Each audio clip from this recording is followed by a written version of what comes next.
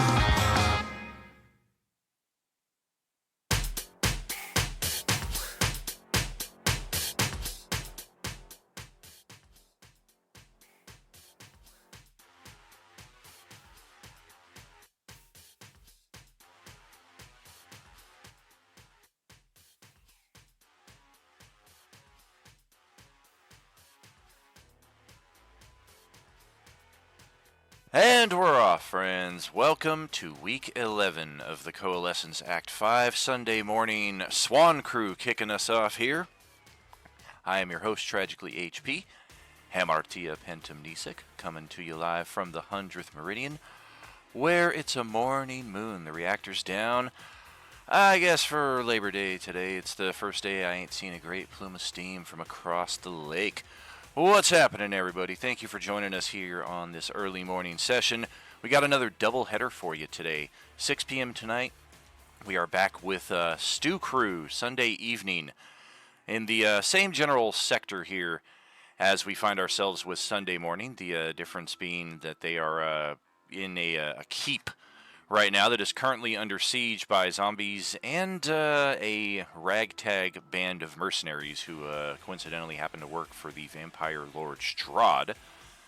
And Sunday morning we are traipsing across the countryside, making our way higher and higher up a series of plateaus, hence the name for today's session and the few sessions preceding it.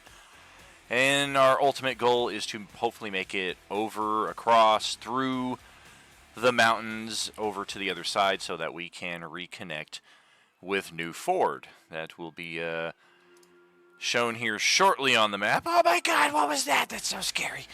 And yes, let's join in with our crew, get over to the map, and kick this adventure off.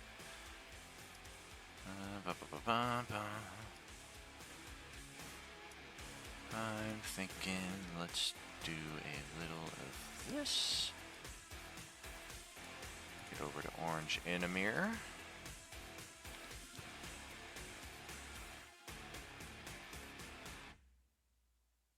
The tiny swath of map of which we have carved. And Little pig, games now too. Little pig. Yeah, I thought. No, in. no, you interrupted our Mega Man Battle Network conversation. You can go out real quick.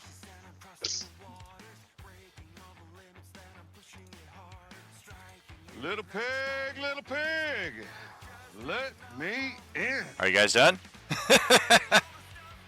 I don't know. Come back in like 10 minutes. 10 minutes? I mean, I can listen to a few more tunes here, but I think we might lose our streaming audience just listening to music all day. What's happening, friends? Good morning.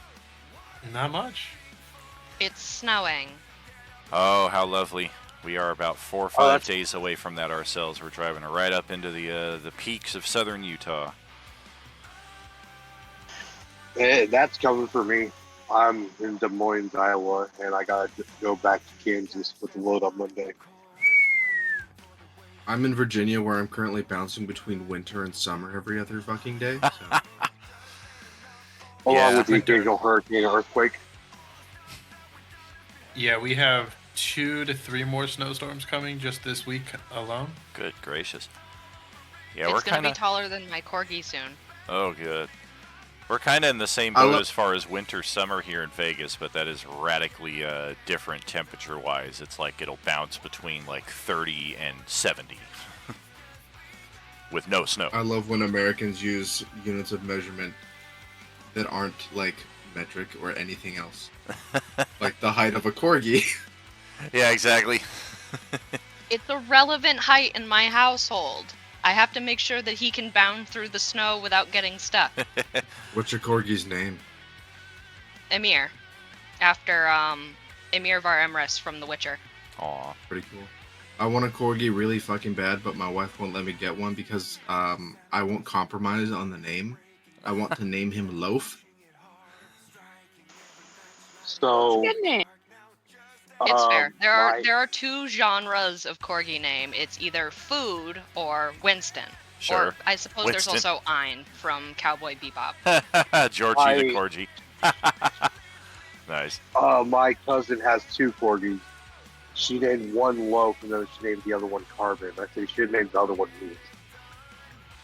Fantastic. Yeah, we just named our dog after the Ewok responsible for stealing the speeder bike and setting the end of Return of the Jedi into full motion, because our little Poplu is a rambunctious little asshole. I didn't know they had names. I thought they were just all Ewoks. Yeah, when you play, when you get into a lot of Star Wars novels and RPs, and especially the Galaxy of Heroes Star Wars app, they have like 300 characters in there, including 6 named Ewoks. So you kind of get to know everybody on a deeper level.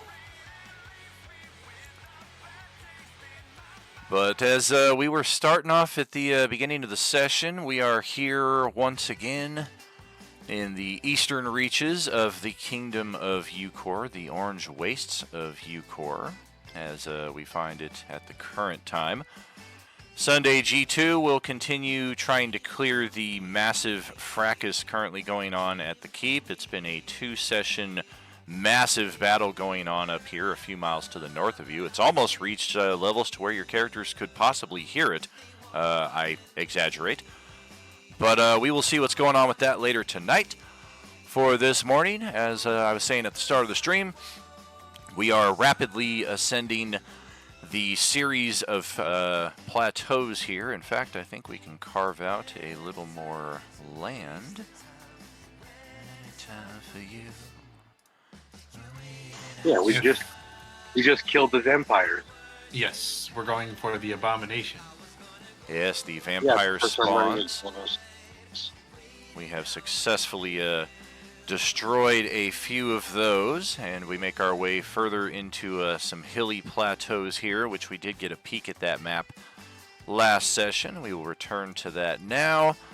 I have already expedited things slightly by rolling the zombies initiative during the lead-in, so we can just jump right into it. Go ahead, roll your initiatives. Remember, we are not clicking tokens anymore before rolling initiative unless you get an error message that says you didn't select a token, no initiative for you. But for the most part, we have Roll20 seems to have bypassed that particular need, so we don't have to worry about doing that anymore. Question, if I use my points for a level up, can I do that now, or do I'm going to do that for next session? 1 second. Let me check on that in our channel. Trying to find Radabru's character sheet here. There he is. Right between Batmarl and Rita. Who the F is Rita? Repulsa. Oh boy, Red with a perfectly average initiative. And then, okay, Beskar, Buckaroonies, we've got...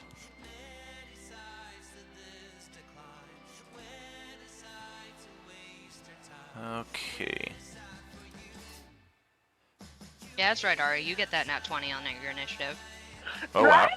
I was over here, and the moment I saw my roll, I started swearing. I was like, oh, fuck yeah, yeah. Nice. Who's getting the level up? Is it Alaric or Fenric? Alaric. Gotcha, and you have not already done this with this character. Correct. Gotcha, this is on the spot, so you may redeem it, and there should be an epic version of that. Oh yeah, I found the epic one. Good. If there is not a epic version of it in Twitch, then it is one of the options that do not benefit from the 50% off. But I believe all of those should be like under 5 to 10K, so it's really kind of a negligible amount at that point. But yeah, like the voice change to Arnold, I don't think there's like a half off on that one, kind of things. And I do that for free all the time anyway. You shouldn't have to spend your best bucks on that. Alright, so what do we got here? 14 in the initiative. 1, 2, 3, 4, 5, 6, 7 of you, plus a henchman, plus an NPC, that's 9. And plus 5 different categories of monsters. That seems to match up to me for 14. Again, if you do not see your character in the initiative, then make sure to inform me thusly so we can do a roll for that. Looks like there are no direct ties, so we are good to proceed. And holy crap, Carl is not going first for the first time in a while, but it doesn't matter when most of the enemies are still going far down below him. That's really all he's concerned about, is going before the bad guys, I think. Preacher, you've got the top spot this time around. currently down 10 HP. Go ahead and proceed. And as your turns begin, I'll try to remind you of this because it'll be 30 minutes for this round, but as your turns begin, kindly let me know what your character's passive perception score is. Doesn't a natural 20 technically supersede my stupid high roll? Not for It does initiative. not. You still Not rolled a necessarily. 26 on initiative, so you still beat her 24, even though she got a natural 20. Didn't know that. Cool.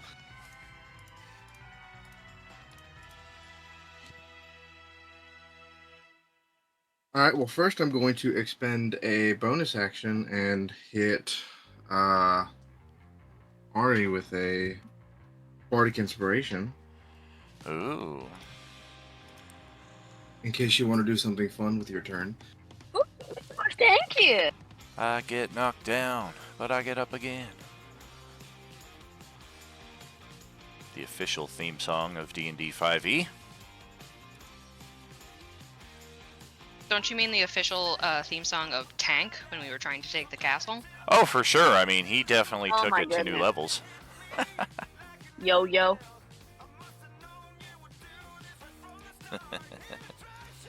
And then I think I'm going to walk over to Verdabu and cast Cure Wounds on him. Cure Wounds, is that the right one? Hold on.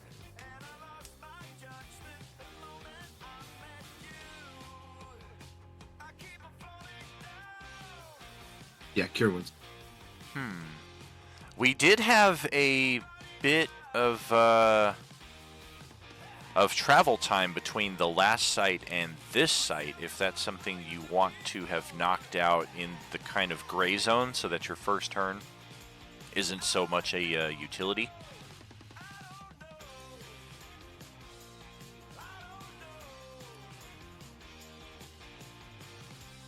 I mean, I can't really do much anyway, so... Okay. Go ahead, cast it up. Let's get some restoratives.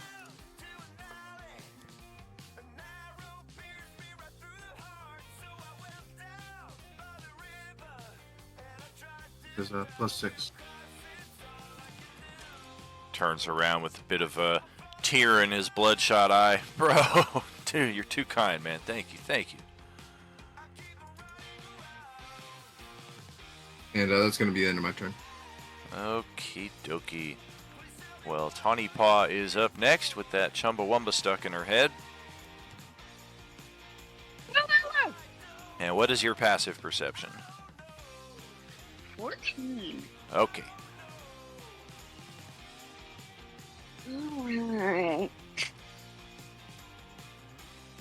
Well, gang, do we want to bring the fight to them? I'm kind of scared that we're all getting asked for a passive perception.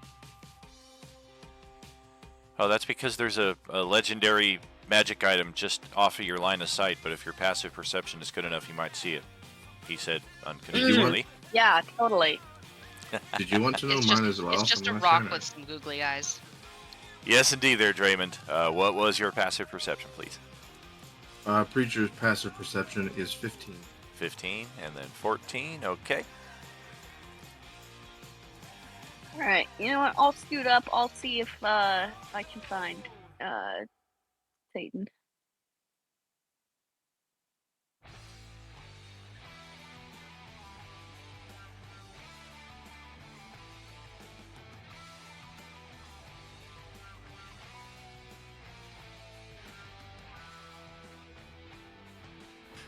Yeah, Shags is all talking here. I'm like, wait a minute, he cast 2-level spells? I'm like, no, he did Bardic Inspiration. The D10 to damage rolls, I think that's probably on the spot. I think all of the exhaustive ones are on the spot.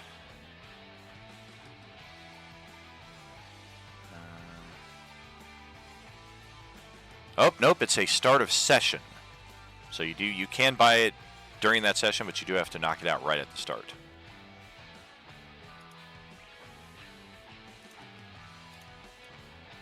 Tawny Paw inching up just a little bit.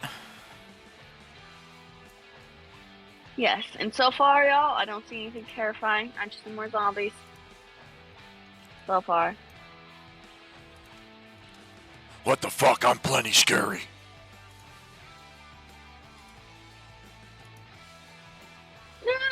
know, I've dated some dudes with some pretty scary moms. Oh man. You look like a reject character from that time I got reincarnated as a slime.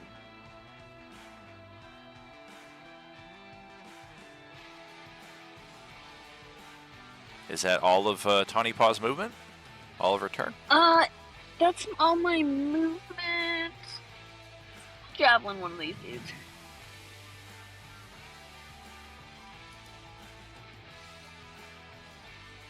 Alright, I'm going to shoot the one to the south of me. All right.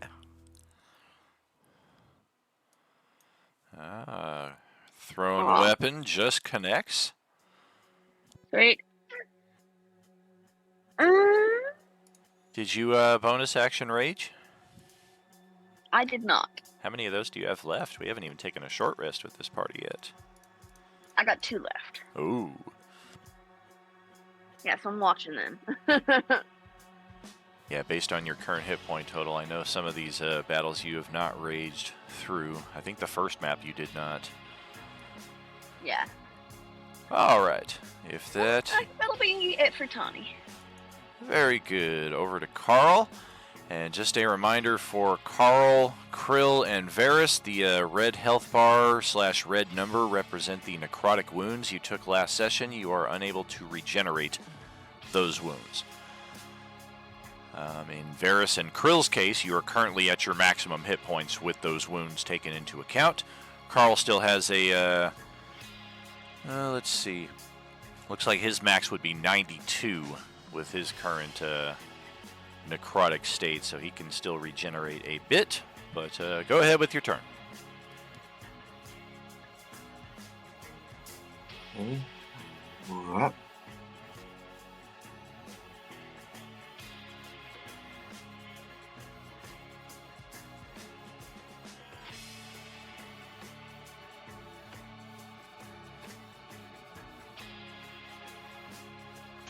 I'm just going to make a quick argument for Carl.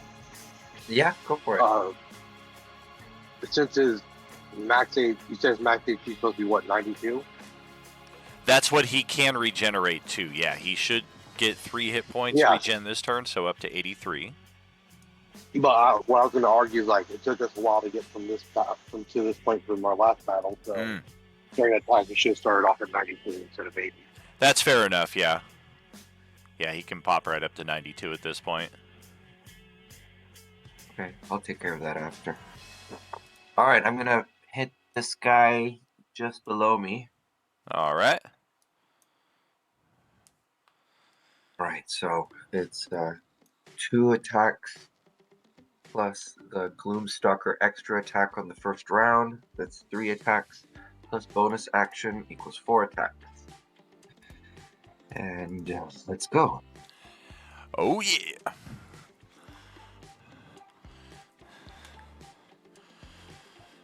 Oh, gosh. Fire at will. Which one's will?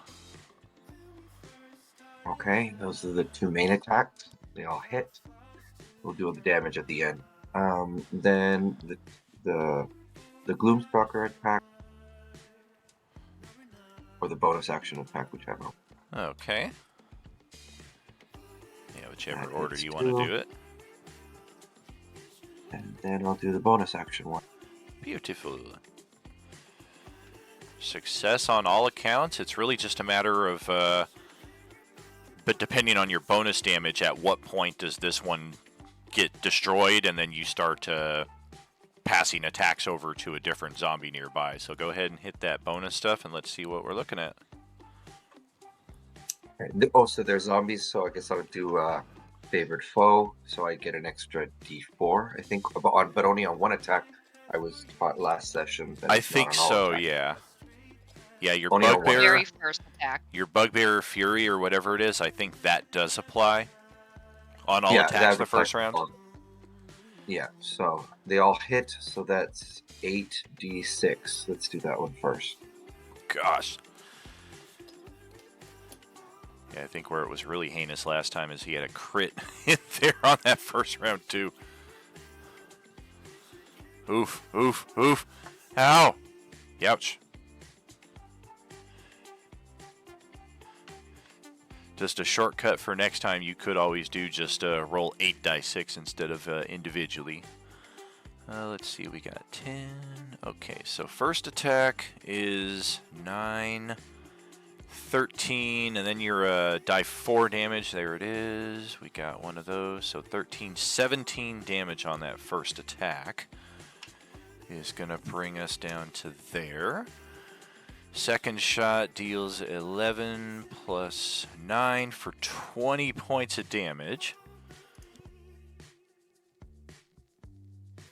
And that, we are unable to make the con save against that. So the second attack is where that one will get killed, and then who's the target after that?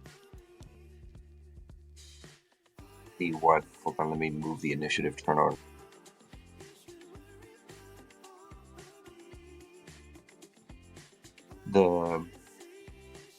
The one that's just to the left of the one I killed, is that one like on a raised platform or behind a ditch? There's like a...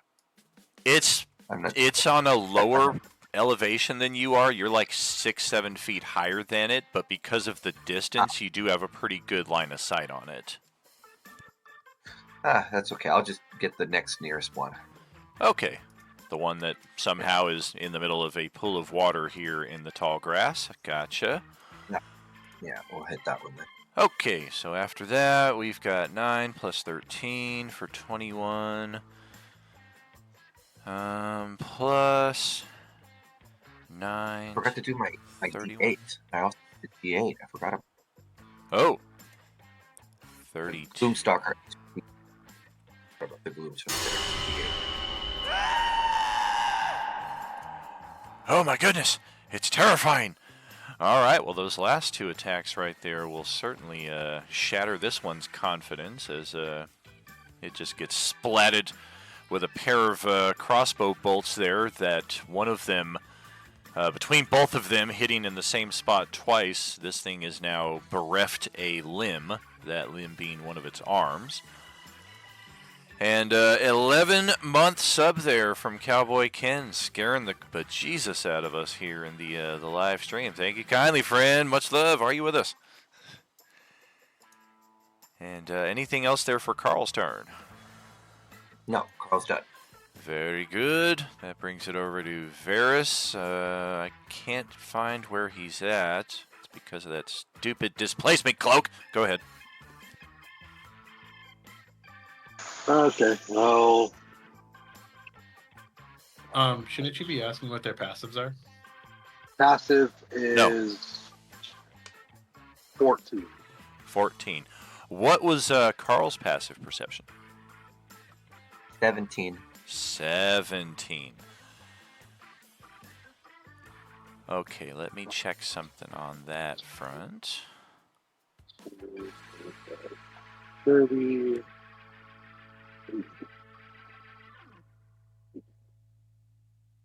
More bad guys came up. Oh, that's 15.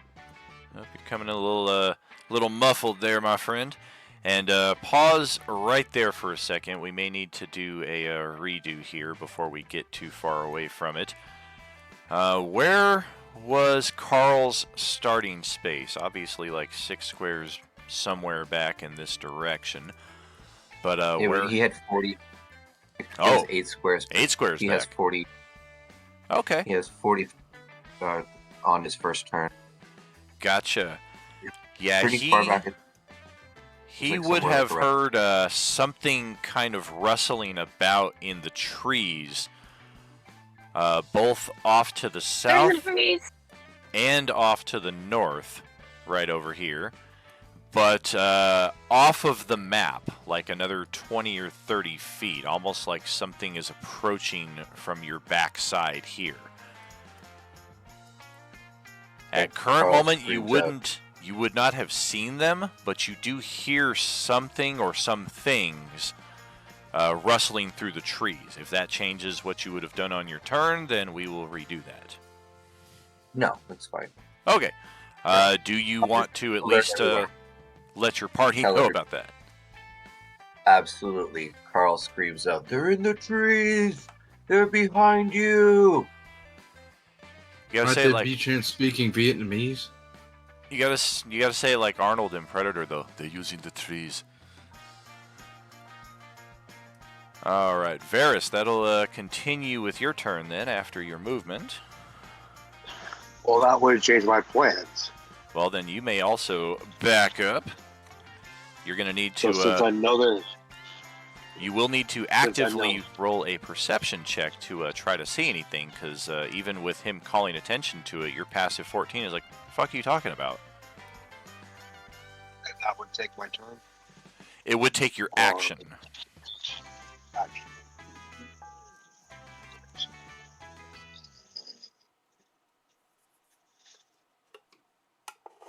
Fuck it. Oh boy! Well, Your passive perception is a 14. You roll an active perception and get a pair of 14s. That's 114 for each eye. I got a hero point. I got a hero point. So I'll just go ahead and roll that. Gonna roll a 1 now? Okay. Ooh, a 3. 17. Well, that is what Carl got as well. So, yeah, you're pretty sure you do hear something or some things 25, 35 feet off the map to the east, rummaging through the trees.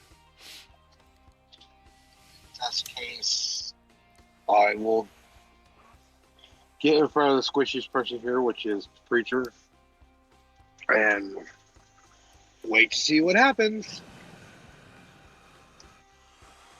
And that will end my turn.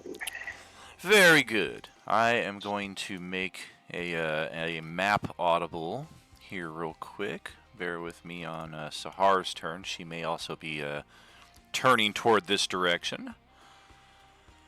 Map audible. Welcome Yep. to Audible. Yes, I'll be using my one good eye and my ears, and that's it. What is your passive perception, by the way? A nice solid 11. Oh! You can go shopping with that. Yeah, you found all those good deals on Temu. Oh, I got the best paint palette off there. I don't want to touch it with any of my skin 'cause it might be lead, but it looks good. Man, It's pretty on brand for anything you can get off Temu. Right? That's funny. Or, what is it, Alibaba? Or AliExpress. That's what I was trying to think of. Don't trust any of that. Alright, well, Sahar Oh, sorry, isn't going to worry too much. Just one more second here. I've almost completed our adjustments. Gosh, and now I need some boulders just to kind of cut that section off. I don't want to open up too much extra. Let's see though, we're looking at another 65 feet. That's what, I don't know, X number of squares. Come on, boulders. Where you at? I know I have you. There we go. Bam, boom, bam. Cast the enlarge spell. Couple of times. And let's extend the map. Okay, width. Let's go 50 cells. See what we're looking at. That looks about half the way there. Extend that. Ah! Vampires are back. Yeah, those vampires followed you. And then let's adjust the dynamic lighting just to make this less confusing. Oh gosh, now I got ghosted character sheets blocking me. Get out of the way. Who would use gray for lighting? be able to see what you're doing. Okay, let's cut it over, cut it over. Dun, dun, dun, dun, dun, dun, dun. There we go. All of the lines will cut off at the boulders right there. Bring those across just a bit.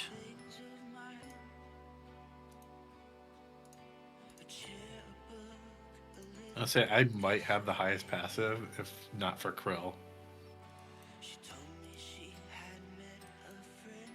Yeah, and even then, we're going to have to kind of play around a little bit with lines of sight, as even at this point, the best we can gauge is that something is out here in the trees. And I have moved their positions just slightly, so if you marked where they were at, that is knowledge we no longer have access to. Sahar, your turn now may kick off. Go right ahead. What is you said an 11, so yeah, aside from people calling attention to something being back here, you don't see or hear anything. Unsurprising, since I'm half blind. But, so I'm going to follow in Varys's footsteps and kind of close ranks, since we seem to be getting surrounded by something, at least zombies and something else.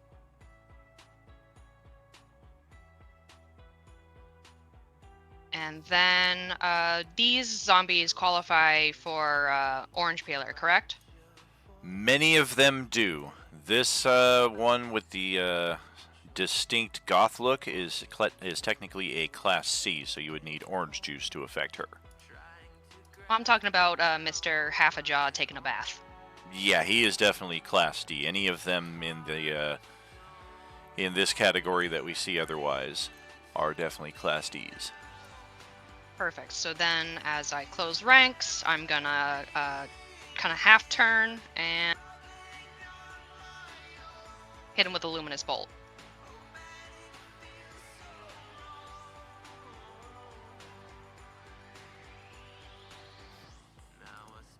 Not with that, you're not.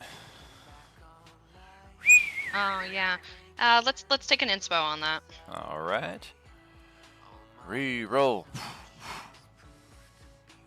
There we go. 16, 14, burning holy damage, and that will just sear right through that thing's face, and it will fall down lifeless.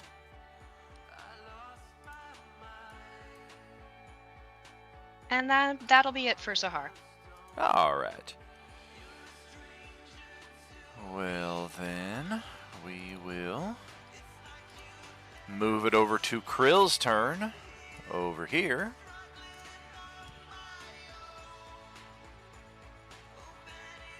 Right, mine's 13.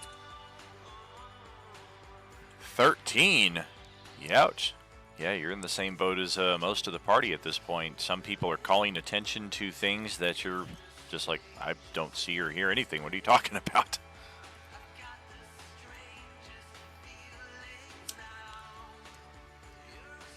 So I just gotta move around.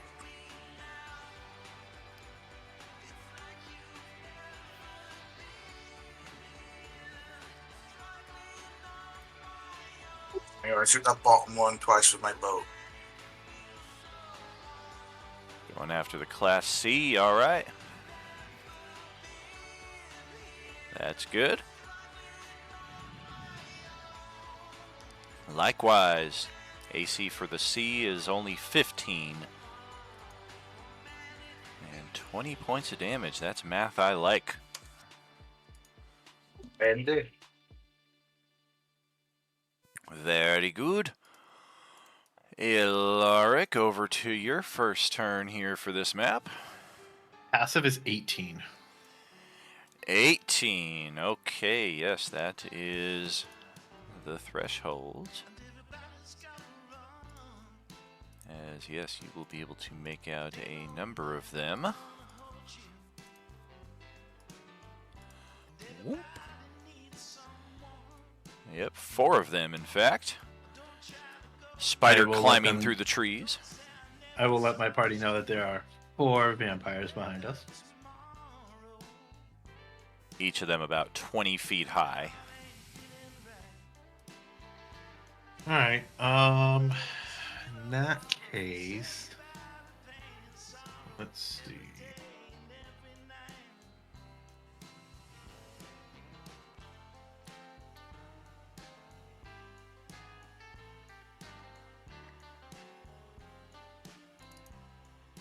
I'm going to use my wonderful new 4th level spell, but I'm going to use it as Magic Missile.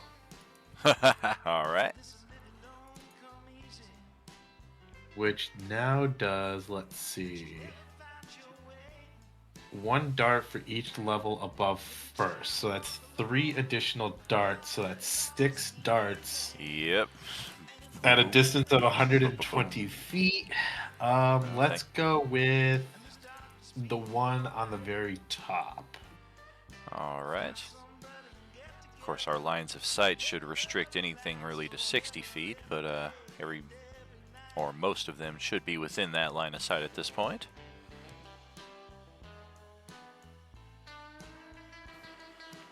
Yeah, I'll say I think that one was only 45 feet away from me. Yeah, I think the only reason you're able to trace to this one is because you're technically seen from Fenrix's point of view, so that makes this one visible to you as well, because you have both characters.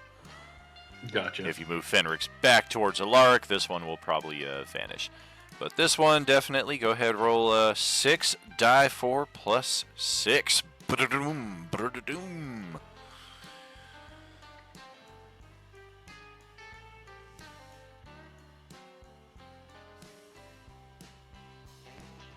So let's see, that's 10, 21. 11, 21 points. Blackjack. Yeah. Ow. Well, that hurts. Yes. And you definitely And let's have see, definitely have her attention. she's pretty. Let's see, I don't know if I have a bonus action cantrip. Action, action, action. Yeah, no bonus actions. Sweet. Yeah, magic missile is definitely an action. Yeah, okay. In that case, I'm going to move a little forward. Let's go right about there. And that will end Alaric. All right. At last, the oranges will go. How do I have them? Okay, I did roll separate initiatives for each variety. So these are the Class D generics that we know and kind of take for granted at this point of the game. Let's start with the ones furthest out of our lines of sight. That's move. And that's dash. So this one just comes scampering out of the darkness right towards Carl. Looks like we're going to have another one probably doing the same. Probably actually going to get into melee with him, though. After that. Yep, 35 gets right over to you.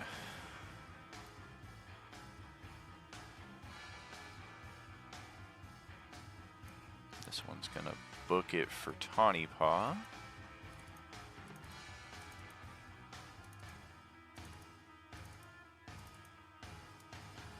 That's move and a little bit of dash. Comes down awkwardly after jumping off of that. And then beelines it for her after that. That's a dash. Got one rushing out of the darkness towards Krill. Kind of zigzags towards the end there. Gets over to him, but that is also move and dash. Krill's gonna get another one here. That's close.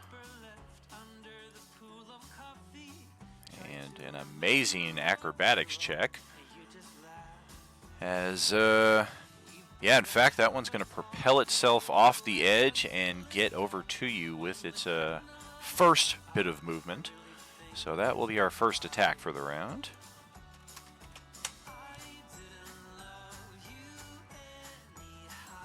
Oh, nothing like a flying bite attack. Damn, 20 armor class on Krill for 4 physical damage there. And then the zombies that are already in our lines of sight. Let's start with you.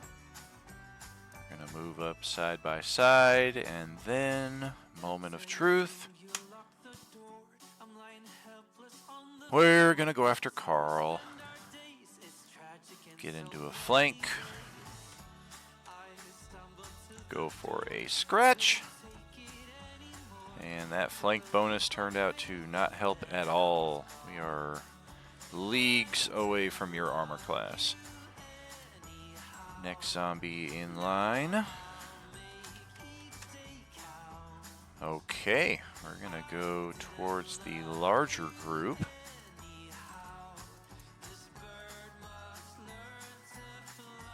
And of the 6 of you here, we will action dash towards... Alright, that makes sense. I'm going to action dash over here to Varys. And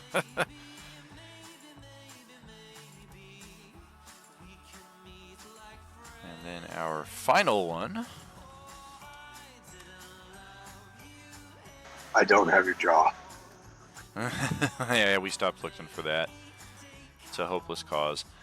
And in fact, I'm playing a little too tactical with that last one. I think I probably would have safely passed by Sahar's threatened range. So go ahead, take the AOO on this one if you so wish. Sounds good to me. I was just wondering about. Yeah, we definitely, like if I was playing a living character with more tactical sense, I probably would skirt around you at that distance, but this thing, not so much. Oh god! Ugh. Although we probably should have. Okie dokie, and then 3 is going to be Preacher, so yeah, this one is going to just run right up and get right there with its action dash. And I think that... Would that not trigger an attack of opportunity from Rodabru, or did I miss something? It did not leave Radabru's threatened area. It's still technically next to him as well. You're absolutely right. Forgot about that. All good, my friend. I think that is the only... Or no, this... yeah, I think only one zombie out of all of them was able to get in... Or no, one took an attack on Carl, one took an attack on Krill. I think they are the only 2 eligible for an attack, though. The rest of them had to action dash. So let's pass it over to Fenrix. Over to your turn. Oh boy. What is his passive perception? 12. 12. There's a zombie next to you. Alaric has the highest. Weirdly. I guess that makes sense being, Lunar Sorcerer and Twilight Domain. Agreed. So, Fenrix... I guess we can attack the one next to us. Let's do... Where's my spells? There's my spells. I'm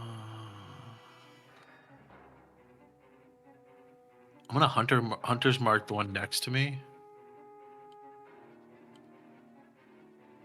Because I can do that. Sounds good. Then we're going to, I believe this is a bonus action. Yes, it is. I'm going to use Fighting Spirit to get advantage on him. Actually, nope. Never mind, because I would have advantage anyway. True. Yeah, because I don't need the temporary hit points. I still have all that. Okay, so we're going to take our 2 scimitar attacks at that one. All right. So, first one is... Woo. 26 to hit. Slice. Plus Hunter's Mark, which is damn. another 6. I Ow. believe Hunter's Mark is only once, correct? Until it ends, you deal an extra 1d6 whenever you hit it with a weapon attack. Oh, perfect. Yeah, concentration though, so we should put the little Concentration. eyeball, the Yeah, dimmed eye. Alaric is not concentrating on anything. Oh, go ahead, take that off him then. That's probably from an older map right there. Yeah. Second attack is 25 to hit. That's another 8 points plus another 1 for Hunter's Mark. Whew. Ouch. Fuck it. Action Surge. Oh boy. That's 21 to hit, 7 slashing, plus 4 for Hunter's Mark. Ow. Oh, this poor zombie. 18, 19, 20 to hit, 6 slashing, plus 3 Hunter's Mark. Okay, that's going to trigger our Undead Fortitude. Fortitude, yes indeed. And we are looking at 9 plus 5. We need to beat a 14. Okay, well that's a waste of a natural 20. Oh. And He's got one a health. 23 on the other side. Whew. Alrighty. That's all he's got. Man, Yeah. there goes most of Hey, our hit Red, points. just poke it with a finger. I think it'll die. I don't know, man. These things can like withstand a lot once they get up to the rope like this. I'm gonna break out that that radiant hammer that I got. This'll do the job, right? Bonk. Yeah, that'll do it. Crunch. I did it, you guys. That'll Oh. do, Pig. That'll do. Oh. This is the Radabru dance. Oh.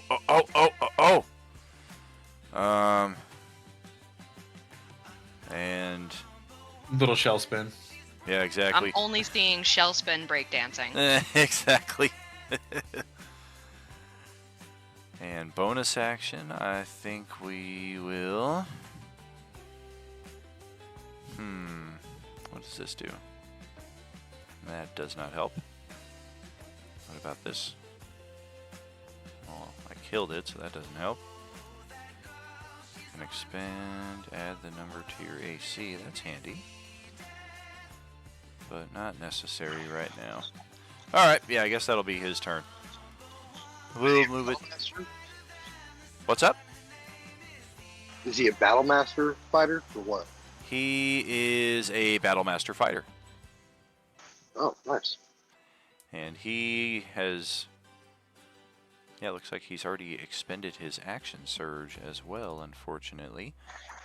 Yeah, Makes sense. This makes sense. It's our third battle without even taking a short rest with this party so far, I believe. But that's going to be the Class C Oranges up next here.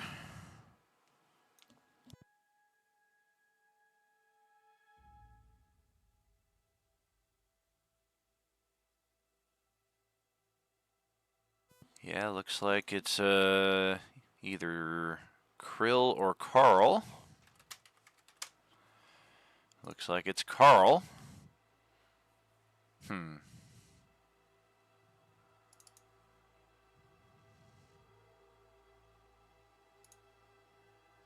Good enough. Scramble over the ledge here.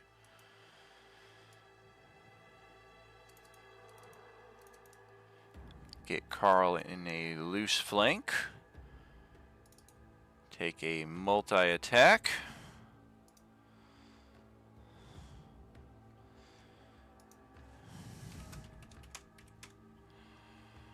Scratch and weapon attack, both with flank.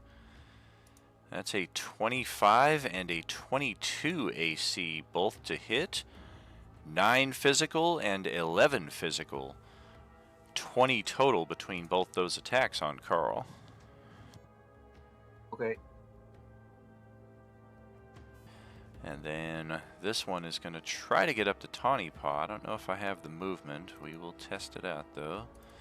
35, 45. Look at that. Exactly 50 feet. Not enough to get her into a flank though. I feel special. Let's do this. We've got a pummel and a bite. Holy moly! If we had flank, they both would have hit. The first attack is the bite attack is a 23 AC, 12 physical. That's a hit. Ouch! First one was a 19, but a 26 if it had flank.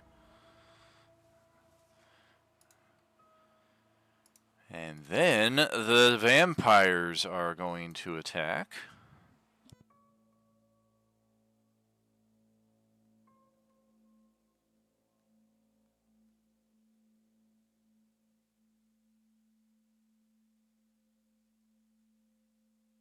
Let's just see about this.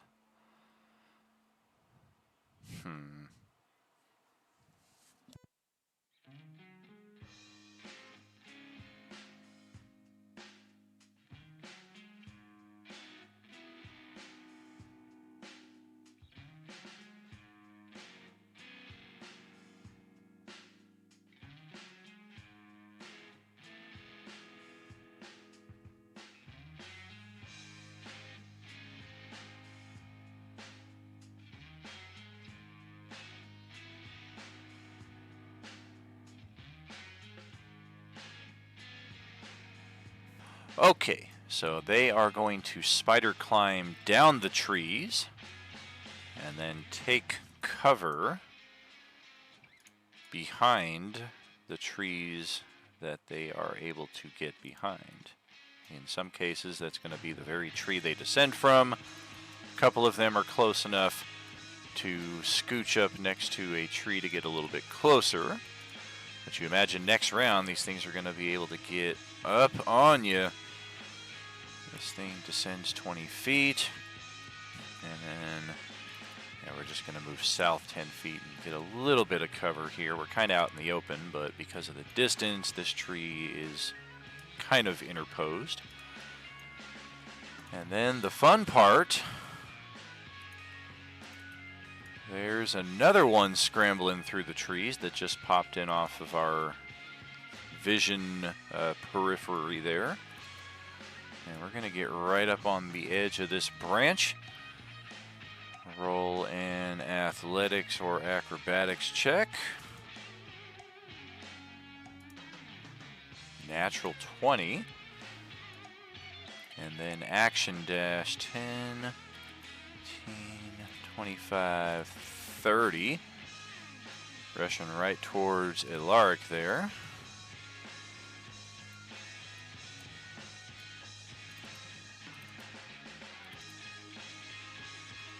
Another one that after 20 feet is going to get to the edge of its particular tree and then start its descent, just scooching back out of most of your lines of sight. And that's really it for the vampires. Not a one of them is in position to get an attack just yet. Alrighty. And then far off to the north, atop the plateau, where many a hand has scaled the grand old face of, we hear a loud, terrifying roar. It might have been terrifying back at level 1. At this point, this might be the third time that we have heard this distinctive roar, and even though we do not see it from our lines of sight, we're pretty sure it belongs to one of these. And that being a frost giant orange zombie, technically considered a Class C as well. And all of this commotion down here is going to lure us into a position to get into this action.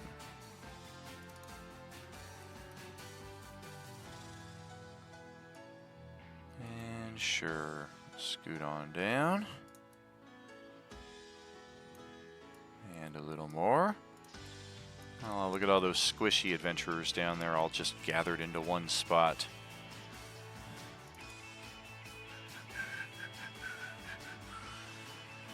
Yeah, we're gonna heft a mighty boulder and toss it at. What's our range on this thing? Oh goodness, pretty decent.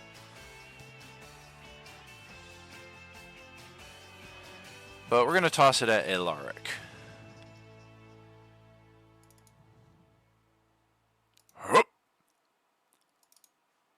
A big mighty rock Misses. comes smashing down in the ground there next to you. And you hear a groan of disappointment from up there. As Is that all you got? he'll do it again. It'll heft a second rock and toss it over. Yeah. And I'm not even gonna shield that because that hits. smash, and there goes 33 points of damage as Elaric is almost buried beneath this giant boulder. And after the disappointed groan a second ago, you hear a mighty jubilation. And that's going to be a day for the Frost Giant zombie. Actually, no. We have an extra thing here. Forgot to copy over the Class C variety here.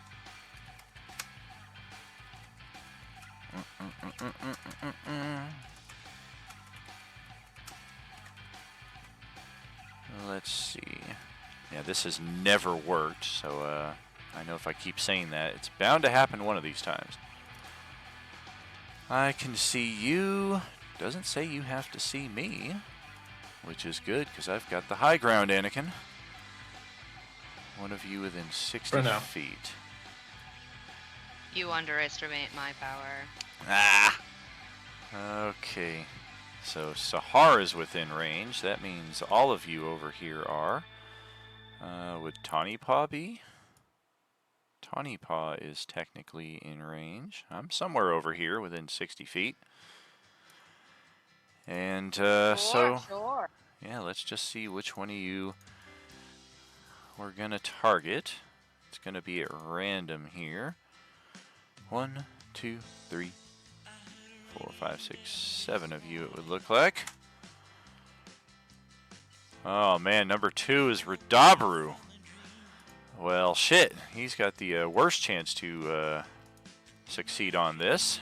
We'll see. This is an all-or-nothing effect, but 35 points of damage is going to drop him to 0. Paralysis is kind of negligible at that point.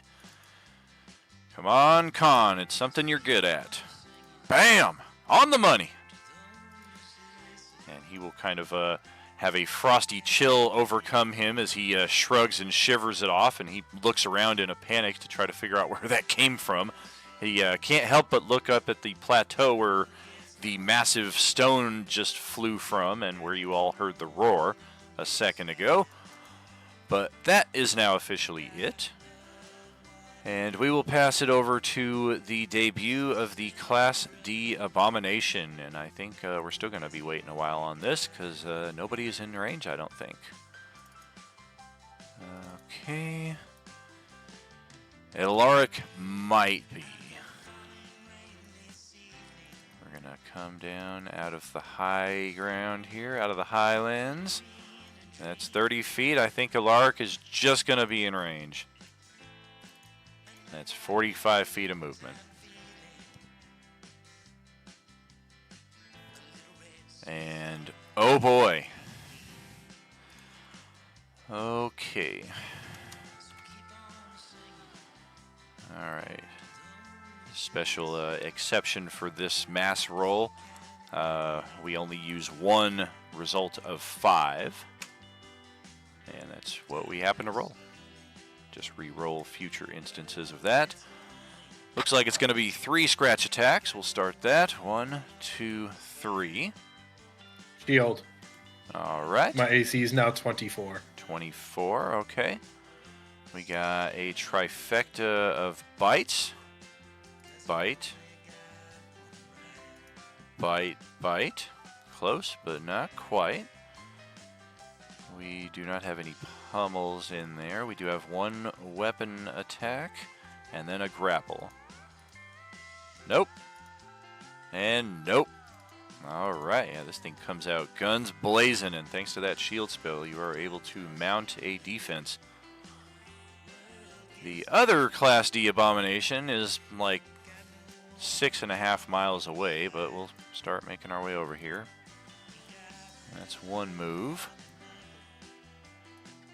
And I guess it's which section of the map are we going to take? We're going to take the south side. So we're going to action dash and break over straight south, and Krill is the only one in this area. But that's really all we got. So that is it for round 1, and we will pass it over to Preacher for the start of the next round. Go right ahead. We're gonna keep it basic. I'm gonna just hit the the thing in front of Alaric. What was that again? That D is Abomination. correct. Yeah, Abomination Class D there. I'm gonna just smack it with a firebolt. Okay.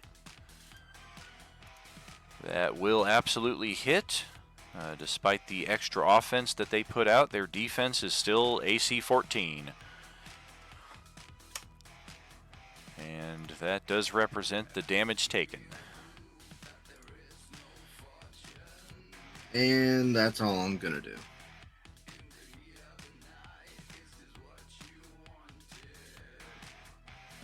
All right, Tawny Paw, after getting shredded there by that Class C, over to your turn.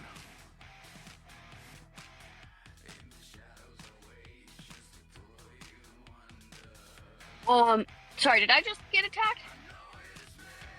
It was last round. Okay. I'm just kind of recapping what happened a few seconds ago in game.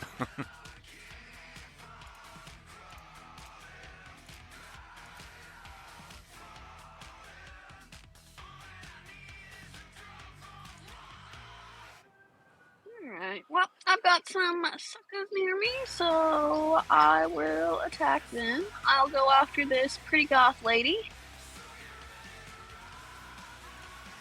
I will not raid. You really think I'm pretty?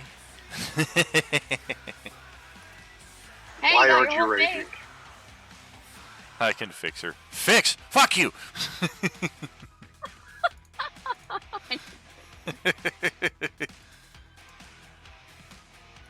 Ouch! That hurts. Okay, that is 18 damage. We will take that.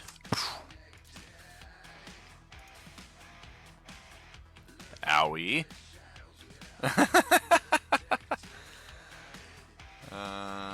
15, 16 damage. We'll take that. Ow! Stop it!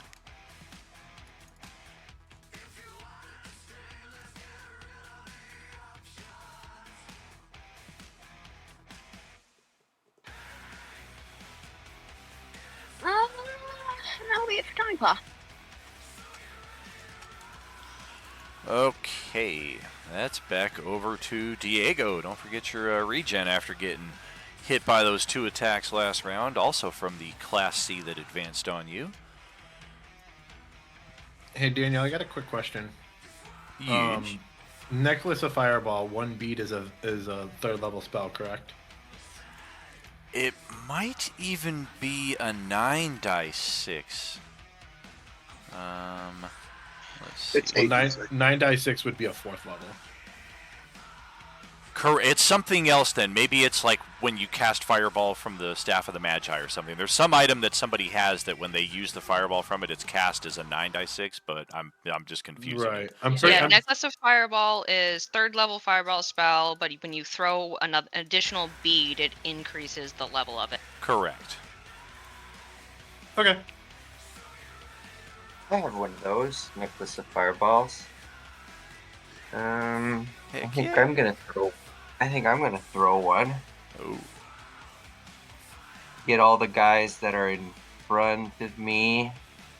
I don't know, maybe as many as I can get, without hitting Krill. I'm gonna do one of those. Okay. I will grab one out here real quick. Let's see what we're looking at.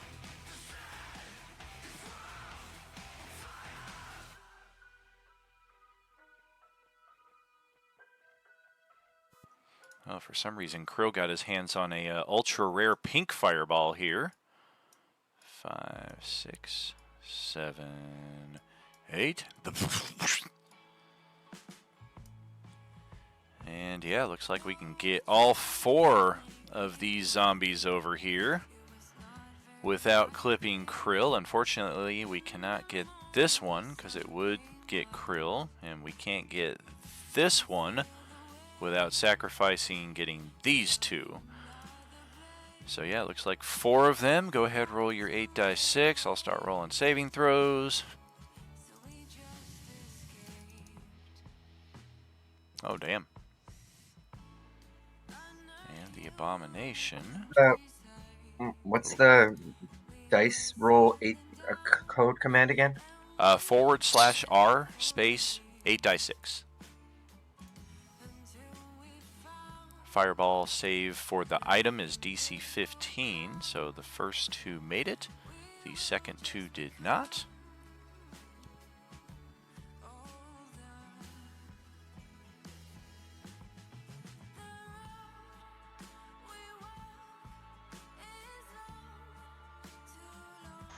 Well, no use being quiet now. Good, another way to track you out. Yeah, we got a nice, fabulous fireball complete with its own theme music here.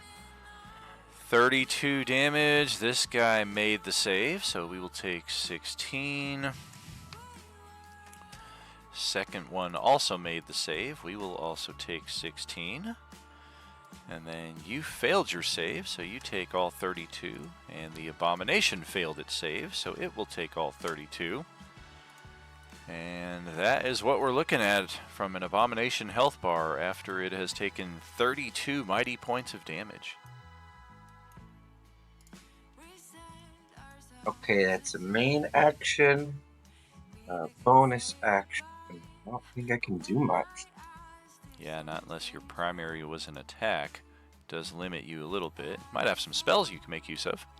Maybe. Let's see if I have any cool bonus action spells. No.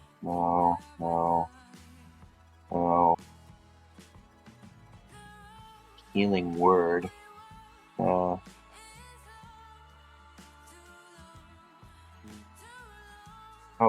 I guess I should maybe cast a concentration spell. I'm not concentrating on anything. I don't have anything. I already cast a leveled spell, so can't do that. Ooh, I have a spiritual weapon. Well, technically, you didn't cast a leveled spell. You used the an item action. So if you have a leveled spell as a bonus action, that would still be eligible in this instance, I do believe. Right. It's kind of the advantage to expending an item in that instance because you're losing it. Let's do a spiritual weapon. Let's see.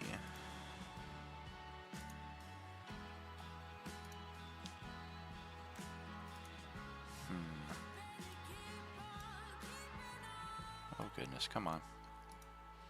Who's got the spiritual scythe? That's Johnny. That's Alaric.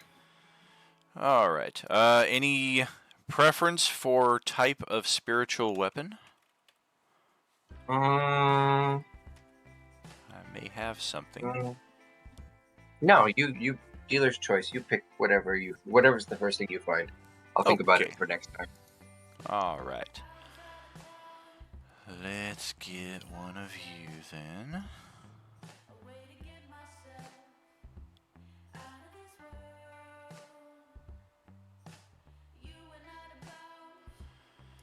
Yeah, let's do a fantasy sword spin attack here. Christ, it's giant!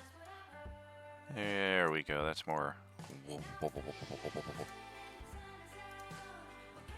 Attach that. Let's see. Carl's spiritual weapon. Since I'm naming all of them spiritual weapon by default. Whoops. And we will put that in Diego's journal. Accessible by. Linked to that. Alright. You should. No. No. Come on. What is happening? There we go. Alright, you should be able to move that around, put it where you want. And bonus action, I do believe you get the attack on casting the spell, yeah.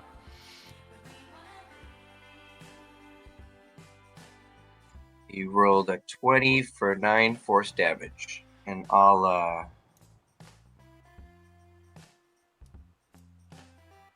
don't know if spiritual weapon gets flank. I mean, I know it doesn't get flank, but I don't know if it gives flank to the other NPC, to the other PC. It does not.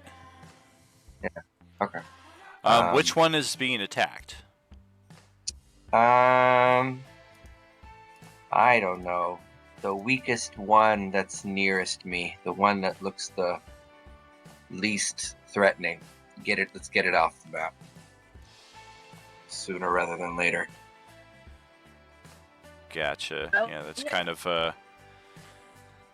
a judgment call because you got 2 Class Ds at full health, and then you got a Class C that's taken a couple of attacks, but it's still got a lot of hit points.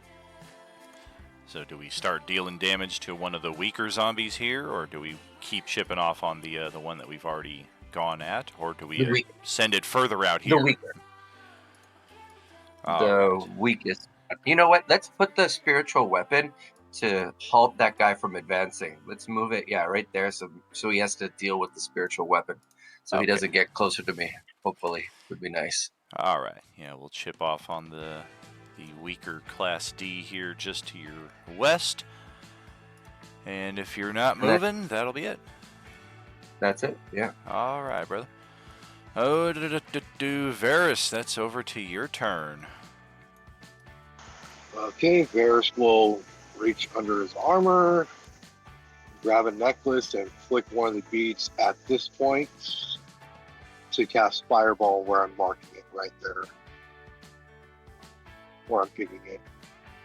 I believe that'll be enough to get that zombie plus 2 of the vampires. Okay. Let's check it out.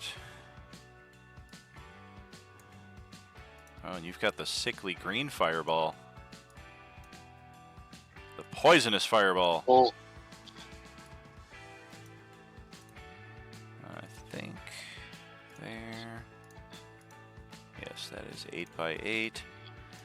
So if you're throwing it right there, you can get 3 vampires and a zombie. yep, and that's 8d6. Yes, indeed. Correct. The Nurgle fireball. Nice. Let's see. Vampires are immune to fire. That's good. Okay. Shit. Ouch. Alright, well, the zombie failed, but 2 of the 3 vampires made the save. 27 damage will just blast this one completely away. Cannot make the fortitude save. And then we made our save, so we'll take 13. 69 hit points remaining. There. Also, we'll take that. And then the final one failed the save. We'll take all of it. Bam. Take it. Got it.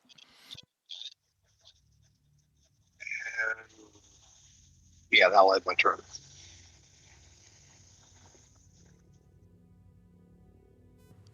Very good. Got all of that.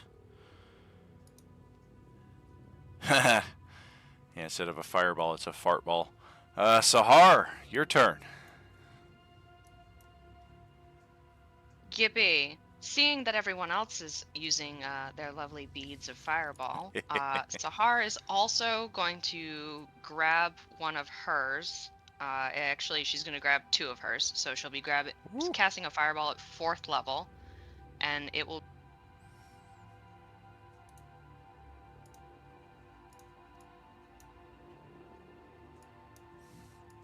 Damn, they're just spread out enough.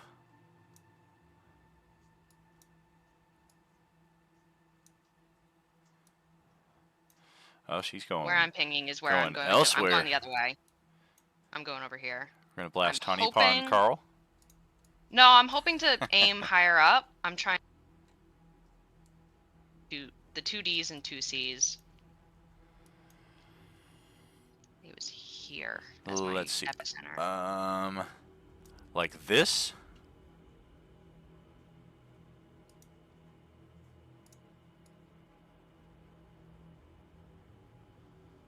That circle that I've got right there.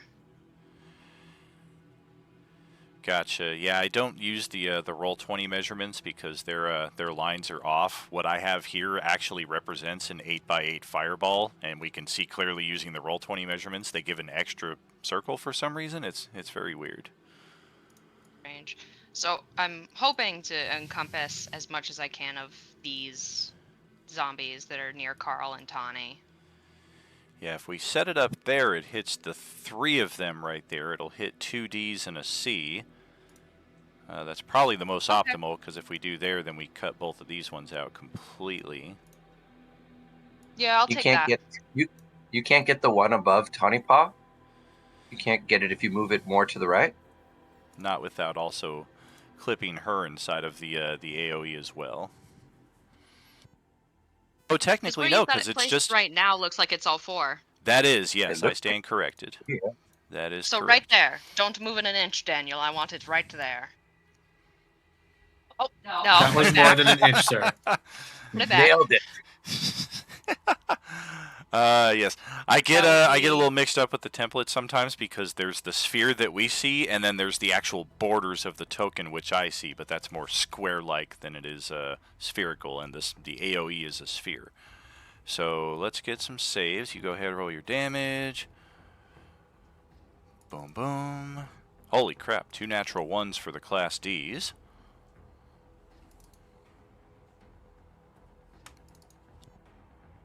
Two natural 20s for the Class Cs. Wow. Okay. We'll take that. You're gonna be at that. And then 28 off of you is there. And likewise. Okay, got it. And that'll do. Thank you. Boom, boom, boom, boom, boom. Okay, over to Krill's next turn here. Well, I'm sort of doing the same thing. I've got 2 beads of fireballs as well, so I'm going to be doing that as well. Throwing the Same 9 spot. die 6. Yeah, but I'm trying to get the ones down by me.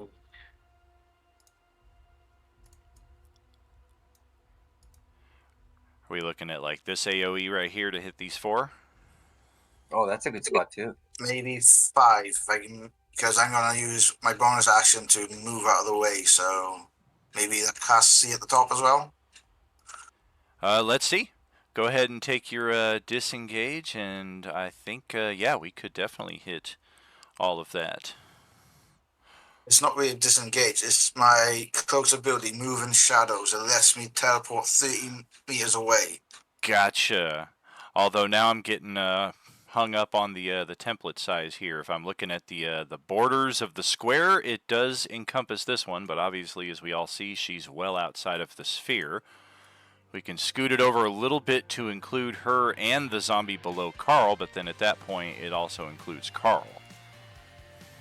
What if you move it down and just not get that girl? Just move it down and get Carl out of it, and then you get 5. That certainly works. Yep, that's 4. fine. Because I'm going to Yeah, be because I'm going to be teleporting there. Okay. Okay. Go ahead, get So your was damage. that 8 d6 is it? If For you're 2 throwing, beads? if you're throwing both beads, it's 9 die 6. I'm just gonna throw 1 bead every round. I don't know why you guys are throwing 2 beads. Let's see. We got 1, 2, 3, 4. 4 Class Ds. 1, 2, 3, 4. 2 and 2. They split the difference again. The Class D Abomination will once again fail a fireball save. Alright, so let's see. First one is taking 31 damage. That is more than we can, so that will kill that one. Second one made its saving throw.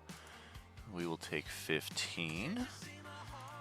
Third one failed its saving throw. That will likewise incinerate. Fourth one made its saving throw. 15 damage. It will have a chance to fortify. It does not. It will burn away. And the abomination failed its save, so it takes all 31. That will bring it to that point right there on its health bar. It has now taken 60 plus points of fire damage, and it is not resisting it, so this thing is pretty beefy.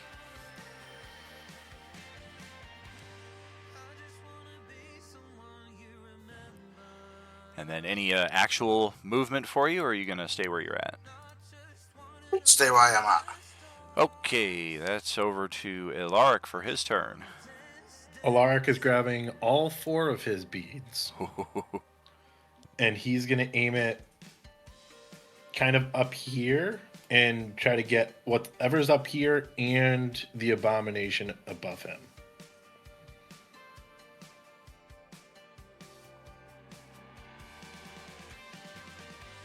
So it should probably hit maybe right over here. Okay. If you want to bring your magical green circle to see what gets encompassed. Sure. Perfect. Nope. No, I don't want to hit the vampire. Can you move it a little bit more to the left? Okay. More. Right there. Alrighty. And that's going to be 11d8. 11d6, as I was corrected.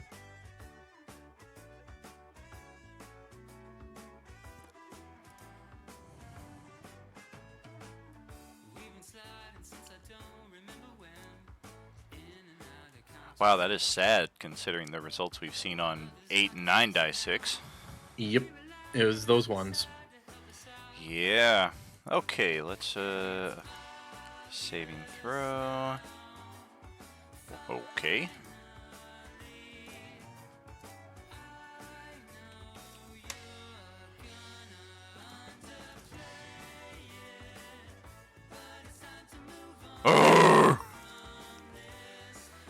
Yeah, we got an angry fire giant up there, or a frost giant up there. Perfect. That's what I was Who hoping is for. now slightly on fire. And then, let's see, bonus action.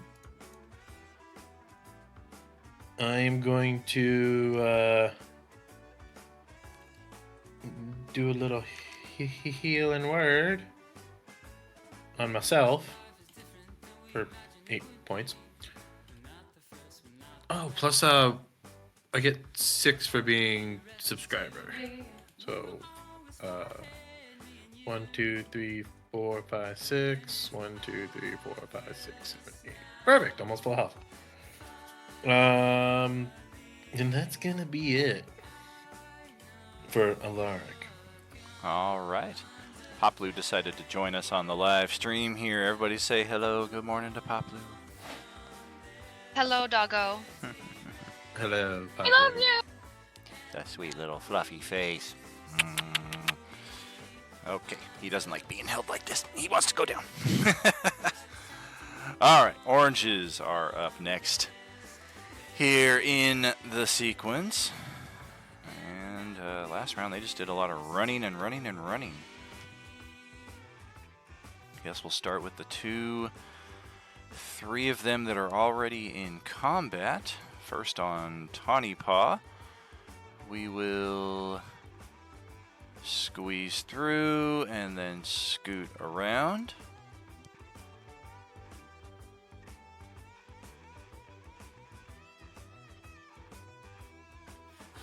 Grab attack with a flank. You will evade that. We got 2 Class Ds flanking Carl. 1 One flank, one grab, one scratch. Both with flank. Both of them will miss this time.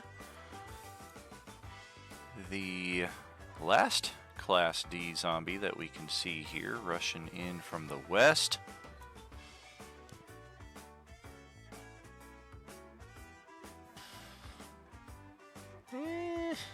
Thinking it's probably going to be Carl. You're the only one I can really see right here.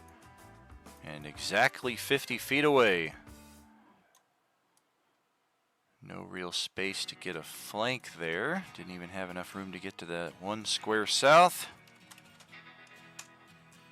Try for a pummel attack. Kidney punch.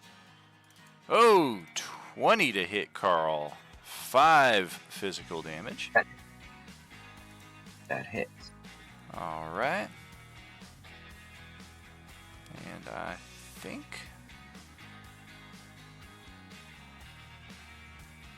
yeah, I'm pretty sure that's it. Didn't have a ton of Class Ds on this map. So over to Fenrix. All right. Let's see.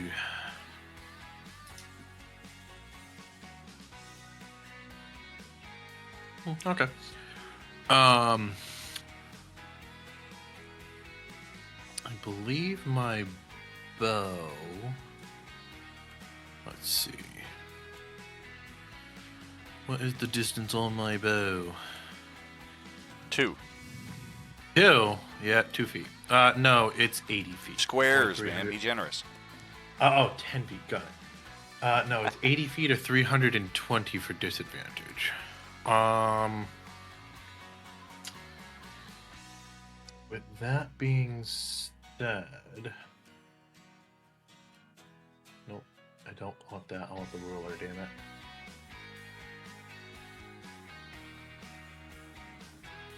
Like that Ari somehow managed a no comment. Oh, there it is. I tried to put in an old school emoji. Yeah, fuck it. We'll hit the vampire that's closest. You can try.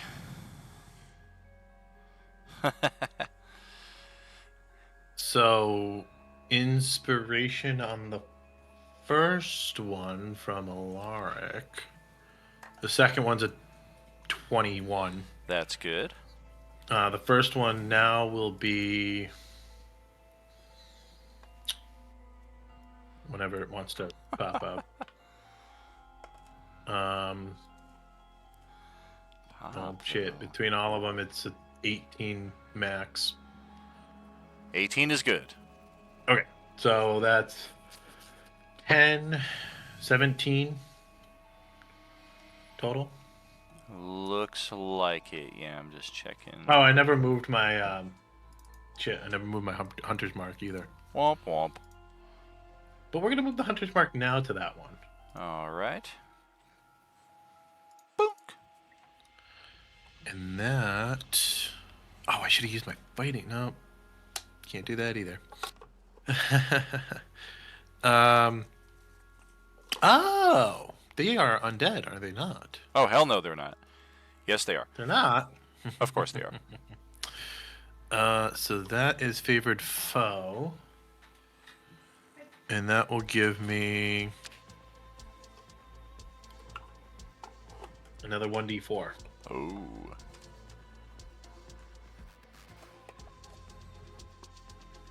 Womp. So that's another 1 point. Man. And that will be it. All right. So Redabru is next. He will spin himself back upright following the red dance. And see that Tawny Paw is outnumbered there. We're going to scramble down over to here, realize that we've misjudged our target, and scoot a little bit over to make up for that. That grass is confusing, sister.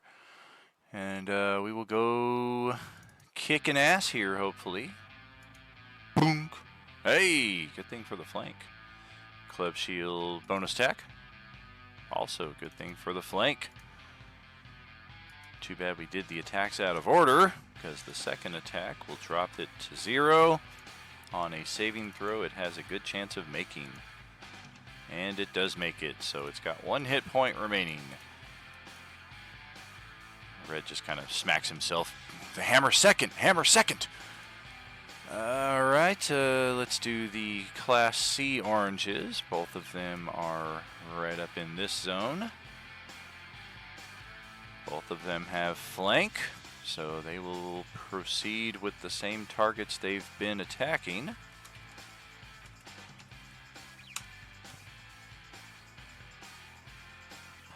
So on Carl, it's a bite scratch.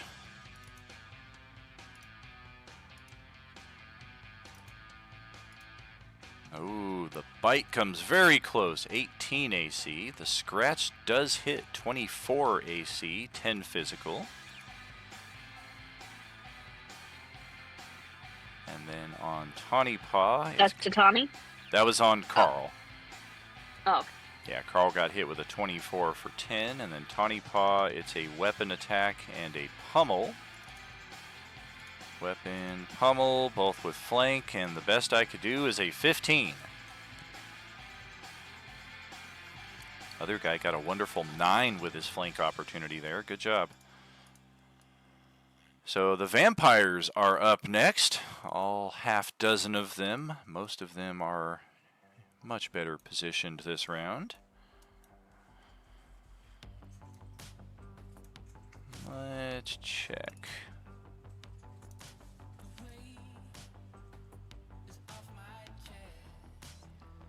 Yeah, let's scoot right over here and get Alaric in a flank.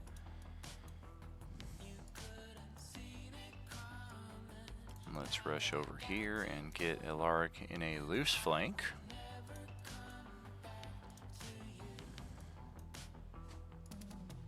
$10, 15, 20, 27 and a half. Damn it, 30. Not quite enough to get up to you guys from there. This one will need to get out from behind the tree. Get over here with 20 feet. It's good to flank Fenrix. Get into melee with Varys. This one is on the ground, but definitely out of position, so we will realize we can't quite get behind the tree, but we gave it our best shot. Have to action dash and get fully behind it there.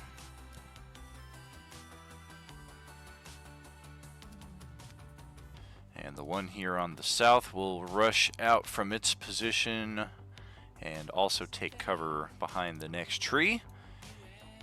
Action dash to get over behind the next one. And final 20 feet to somehow compress itself to the size of a pancake. Let's undo that. And we're going to bypass cover for obscurement. There's a lot of foliage and stuff here that we can hopefully use to our advantage. Okay, this one will action dash, seeing as we have to now. 1, 2, 3, 4. Which one of you do we want to get up next to? 1. Fenrix. Alright, we'll action dash right there up next to you. And now for their attacks. First, the two of them that flanked Alaric. First one, claw attack. That's a 19 AC. Shield, 24. Alright. How many first level spell slots you got left? None. Oh dear. Well, we'll try a claw again. That's the same result. And the one on the other side of your flank will try same thing. That's 24. That will grapple you. Yep, that'll work.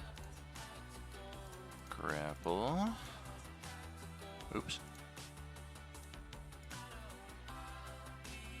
Grapple there.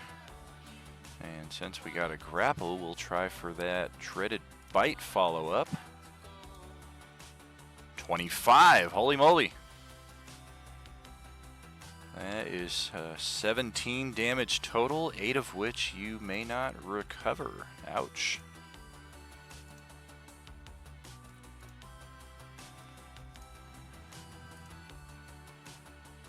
Next vampire got up next to Varys and Fenrix. We do have flank on Fenrix, so we will take advantage of that. Grapple attempt, natural 20. Definitely will get a grapple. And then try for the bite attack.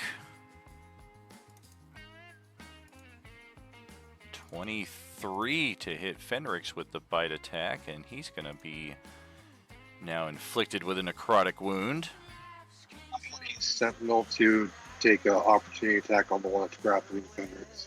Okay. So, stab it, hopefully hits. That will hit. 12, 13. Okay. Yeah, that one will just kind of scathingly glance in your direction upon taking that. It's still like lovingly embracing Fenrix on the neck, and then you just stab it in the side, and he's And 1, 2, 3. 2 of them had to dash to get behind cover. 1 of them had to dash just to get even here, so that's it for the vampires.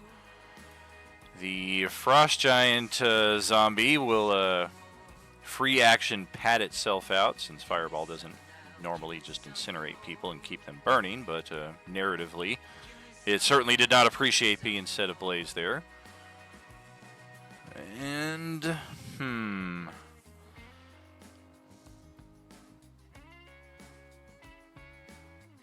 yeah, we clomped that guy pretty good last round. He is pretty surrounded. I think we're gonna move.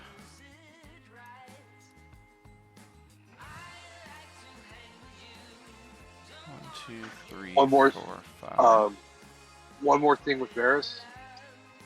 Since it was a reaction attack, I'd also would like to use Ring Blade so it does an additional D8 damage. And it'll do 2d8 damage if it moves 5 feet. So let's roll 1d8. Is that okay?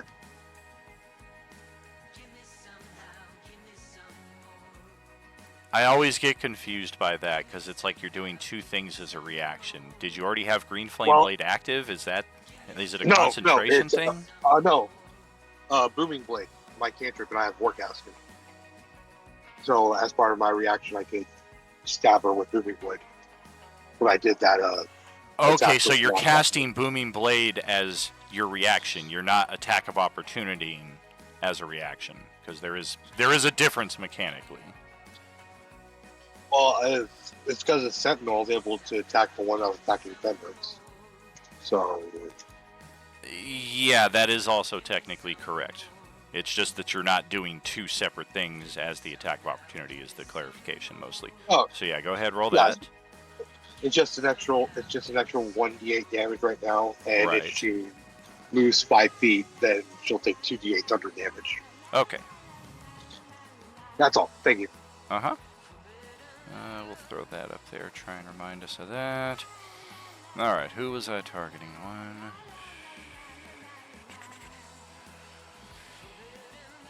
Four. Fuck. Okay. Alright. That looks like all 9 of you. 1d9, I get a 2, which is Fenrix. Okay. We're going to hurl a stone in his direction this time. Oh, gosh. 28 for 33. He may lose concentration on that effect as well. It's that's probably a guaranteed. It's half the loss. damage. Or DC 10, whichever is higher. So I think it would be a DC 16 Constitution. So, yep, you're good. All right, cool. And second thrown stone is going to be at Ilaric. Okay. And that will miss. Once again, land on top of the stone that he missed with earlier, and it just goes bouncing off and clutters over to here. And So these zombies aren't attacking the vampires at all, or don't even care. it does not look like they are even aware of their presence. Maybe because they're technically undead as well. They don't register. Yeah, that's what I was Exactly. thinking. Let's see. Freezing Stare, bonus action within 60 feet. This would also be all of you. So we will try this. Okay, on Fenrix. Apparently there's only 2 pips on this D9 here. It has a preference. Oh gosh, you better hope you make that con save. That's a lot of damage. There you go. And once again, Freezing Stare is an absolute failure. Any Frost Giant zombie who has not been, I use the term loosely, blessed with the Agent Orange virus, it just sucks that you have to use an action to use this Freezing Stare when you could otherwise just be walloping away on people, because nobody ever fails this saving throw. Lastly, the Abominations will take their turns. And let's just confirm. Oh, yes, we can not only get to Krill, but we can flank him with a Class D Abomination. This could be nasty. Alright, we're going to try 8 attacks. That last one is being redone as a scratch. So we got 1, 2, 3 scratch attempts here, each with flank. No, we got a 20 on our best result.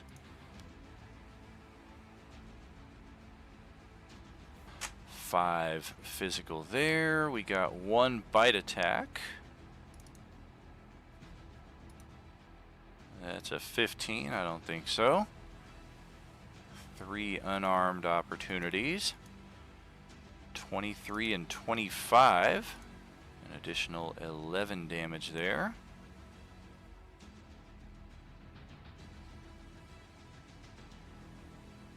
We have no weapon attack, so a grapple attack to finish it off.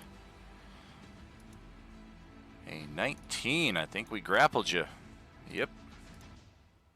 Of course, if you got the Rogue's Mantle, grapple is at best an inconvenience and a no touchy. Okay, the other Abomination now with a flank on Ilaric.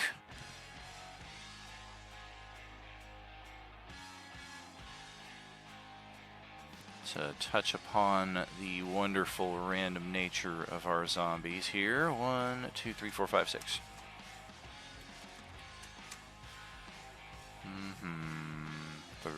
Three. Oh boy. Alright, Ilaric, say hello to an attack of opportunity. Yay.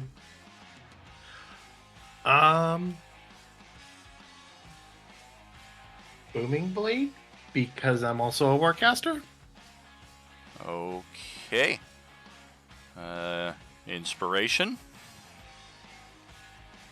Inspiration. Alright, we will take a crit off of that. And go ahead and roll the bonus thunder damage now, because we're going to keep moving this turn, so we're definitely going to take that. What is the bonus? 2d8? I believe so. It does 2. It does. Oh, 2d8. It does 1d8 normally. When Yeah, you if hit. it moves, it takes 2d8. Yeah. Which is another 9. Okay. So 28. That's going to leave us right there after that's all said and done. And you also got to do your regular weapon damage on top of that. No, Booming Blade is a spell. On a hit, Yeah, but the target suffers the weapon's attack normal effects. You And still you get proceed weapon into attack the damage as well. Correct. Because you do an extra. Oh, Oh, jeez. oh. Yeah, there was so much. And since you use the crit, that means it's going to be, if you use the inspiration, you got the crit on it. So if I use Sunblade, Booming Blade would be the damage additional attack, correct? Yeah, but Maybe. the way I normally play it. So basically, it's like the way I normally do it is like I hit with the attack, say Booming Blade. They're already covered in the energy plus does 1 extra D8 on top of it. That's how I play it. And then if it moves, it takes 2 D8 damage. Gotcha. Yeah, So- that's just one of the spells Okay. that's just one of the spells I have to call out because if you hit Booming Blade, it just does the thunder damage if it moves for some reason. Gotcha. All right. So I took the 8. I took the 6. I took an additional 8 because it's a crit. I took an additional 10 because it's a crit. All of that has been applied. I'm going to proceed now. Okay. This is an attack on Preacher. You're hurt. It is an attempted scratch attack. It's a 19 for 5. We'll try a second attack, same target, a pummel. That's 16 for 6. And then we're going to... That's right. 4 is Varys. Okay, so we're going to turn the next attack in his direction. It's a pummel. Boom. Nope. We will try a second attack on him. It's a grab. Serve me right if I roll a natural 20 here. Alright, that's a miss. Well, actually, I have a flank with the vampire across the way. Still a miss. Okay, and then our next target. 7. Here come a bunch of attacks of opportunity as we break free of all of this to go after Radabru. So Fenrix, then Varys, then Preacher all get attacks of opportunity. Oh, yep, you already used I'll your get attack reaction. opportunity. That's right. So Fenrix would get his attack of opportunity, and then Preacher.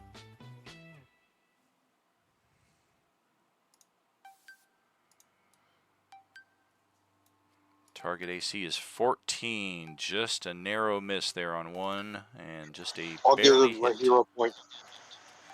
Gonna I'll give pass him a hero hero point so he gets point. it. Guarantee that. So for mine, ignore the +2 because for some reason it's doing the archery style on that. Sure. So it should only be a 15. 15 Which still still good hits. enough. So 7. Yeah. These things only have 14 AC. And we will get up on Radabru. Let's just double check. 5, 10, 15, 20, 25, 30. This represents 30 feet of movement so far. And we're going to go for a weapon attack and a scratch on our dude there. Oh, that weapon attack is going to hit for 8 points of physical damage, just variable, depending on what it's got in its possession. And for its final 2 attacks, we are going to run over to all the way back where we started. 520, just enough to get a flank over here on Alaric. Radabru will take his attack of opportunity and connect. And here we go. 2 attacks on Alaric. Looks like a pummel and a grapple with flank. Both missed. I think He still we has just shield up. missed. Yep. All right, so that is it for Abominations. That is it for the second round. Got through it just a skosh quicker than the first round, but it's a wide combat with a lot of participants, so it is the pace that we should expect. And we will catch up with the next round after our halftime break here, friends. See you shortly. Are you with us? Is anyone a rune knight? No. So I was thinking, like, this might not be a good idea.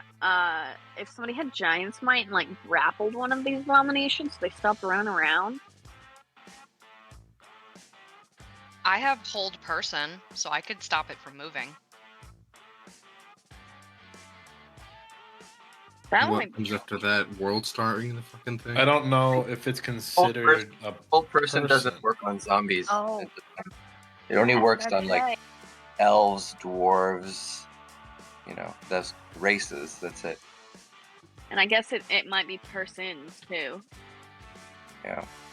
Yeah, I You don't know need if hold- Daniel would you- consider them humanoids. No, he won't. You need hold monster. That's a 4th level spell.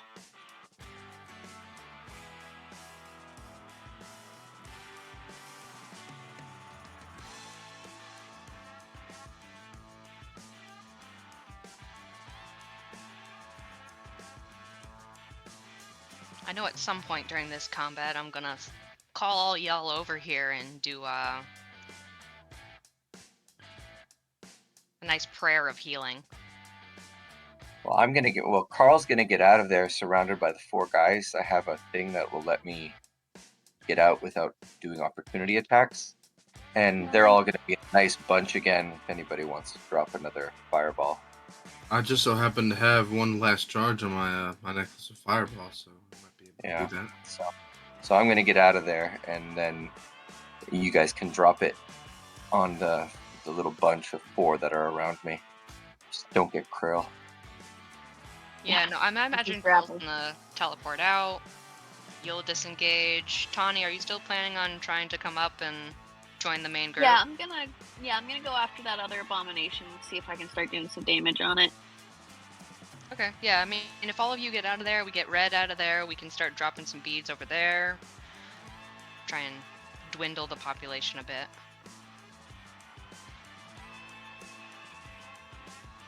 Do we know, are the vampires like more susceptible to fire?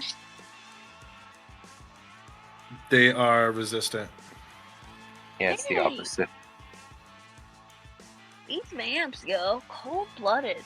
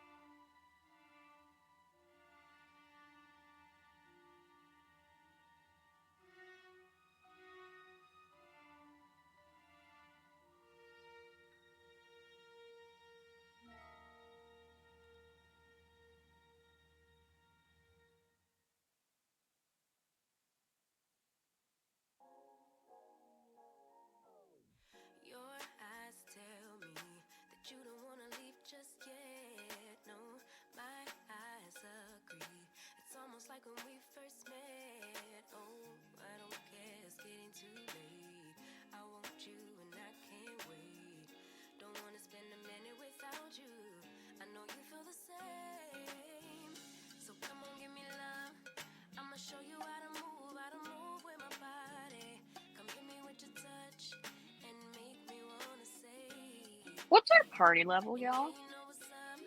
5. Okay.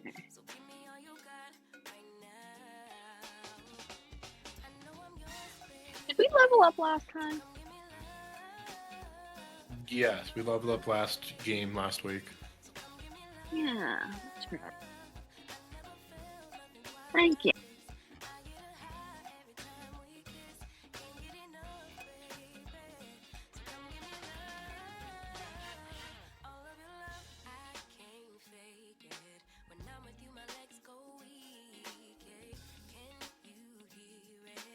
One of my friends on Facebook is not repeatedly, but she quite often complains that she she deleted TikTok off of her phone and can't get it back.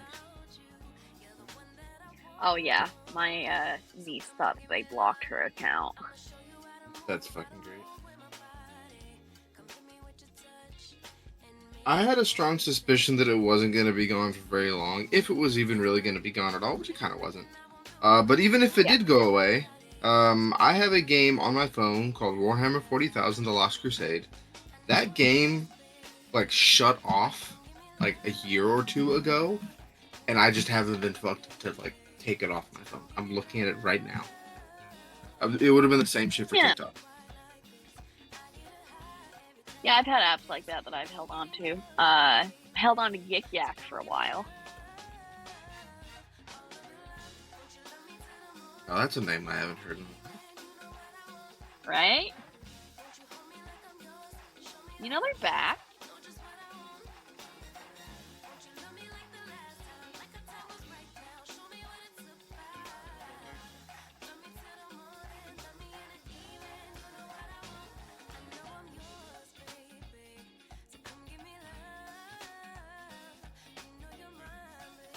I can't wait to finish downloading all of these mods from this collection for Skyrim so that I can, actually play it.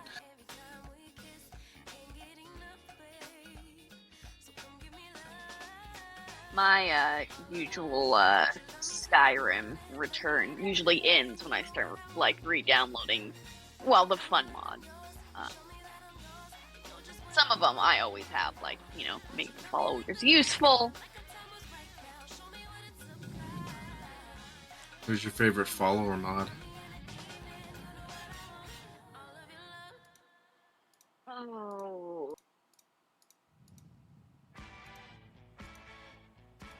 Honestly, I haven't messed with my followers too much. My computers have never been strong enough to hold very many mods.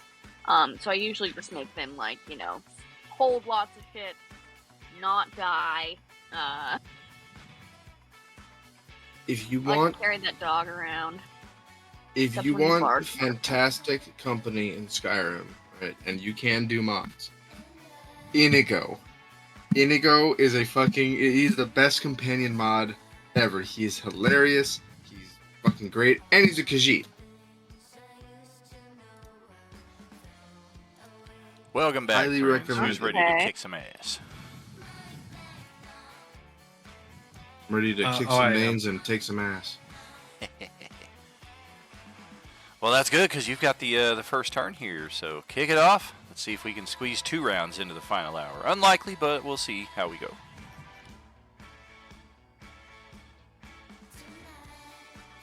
Yeah, what can I do? What can I do? Let me consult my character sheet.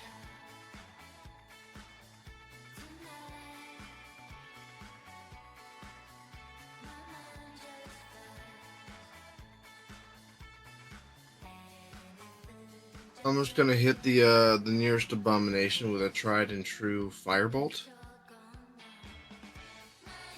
All right. Well, shoot.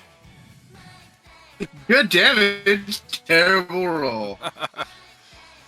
That's what it looks like. Ouch.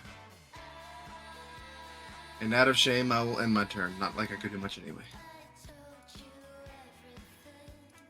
Let's see, where's the, put the little frowny face of disappointment. I'll give him advantage. I'll put please.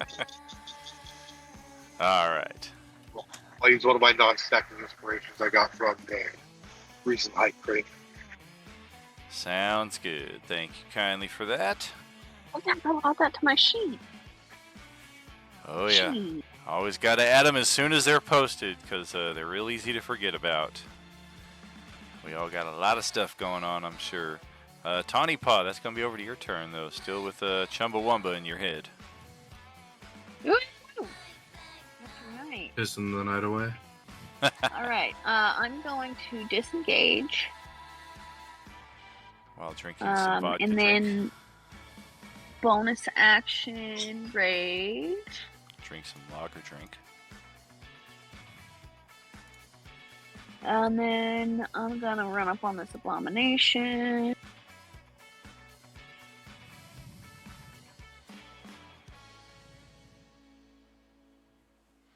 And how do we rule flanks here?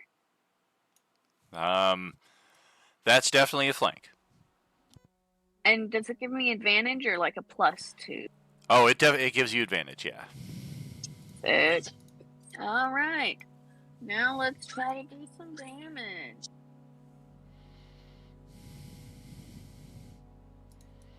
That will certainly connect. As will that. Oh,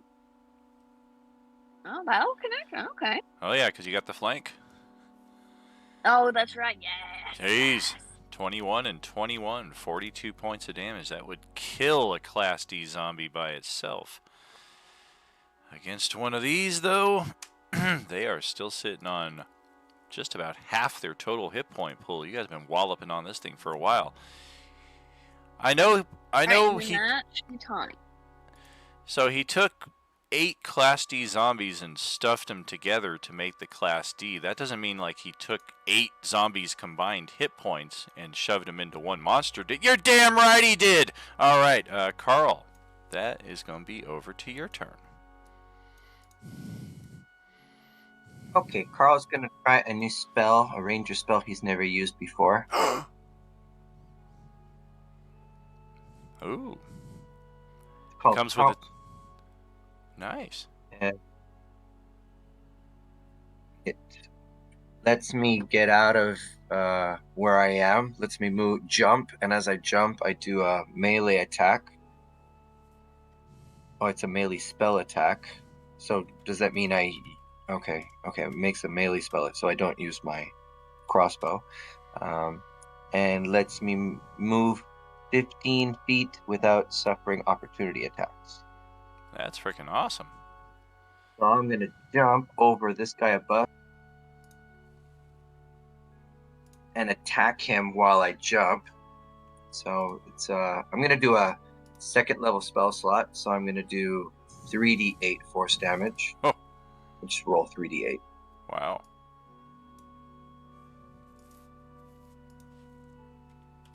So 11 damage.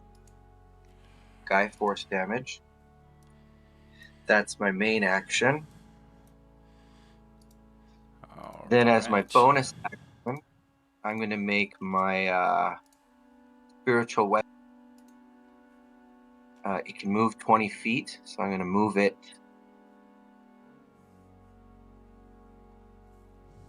I'm going to move it to this spot, Daniel.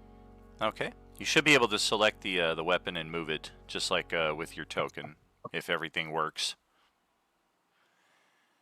Likewise, I've assigned a character sheet with Carl's spiritual weapon for the name, so when you cast a spell in the future, you can just drag the weapon right to the sheet and pop it wherever you like it. Okay, I cannot move the spiritual weapon I'm trying to. Well, what the heck? Not letting. Just want to get one more attack on that almost dead guy. Yeah, Okay. So, another attack on that guy.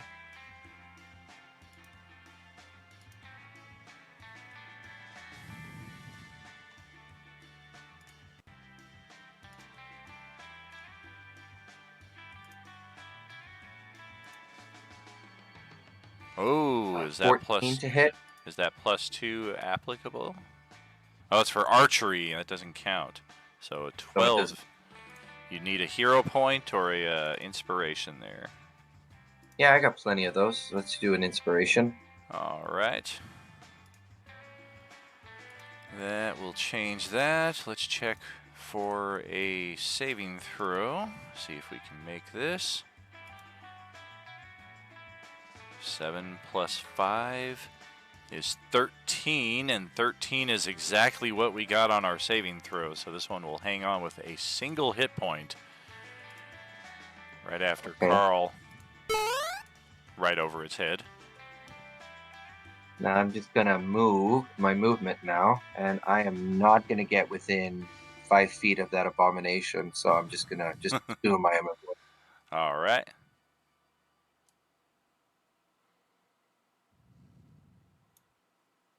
That's 1, 2, 3, 4, 5, 6. That's my movement.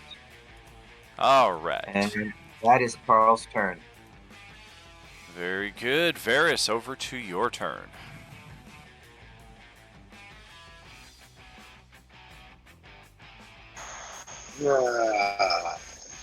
Fucking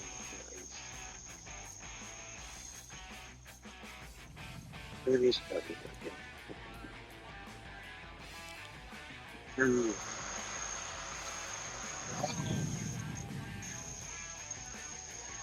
Now that Carl bunched them all up around him, he jumped out of there. They're perfectly placed for a fireball. I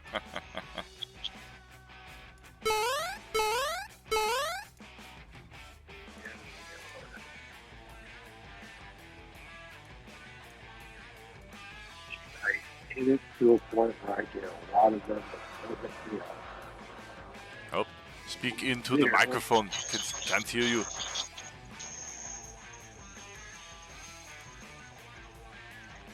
I want to cast my fireball to a point where I hit a lot of these zombies over here. My last fireball, but not hit Krill or Radabru. All right, so we're going to center it on Krill and Radabru is what I'm hearing. No, don't you there. All right, let's just get the template size correct. Oh, it's a mini fireball. You got ripped off on this one, dude. All right, so 8 and 8. So yeah, if we kind of get them on the edges right there, then yeah, you're looking at 1, 2, 3 Ds and 2 of the Cs inside that AoE. The only one that you really can't get is that abomination out there by itself on the other side of Krill.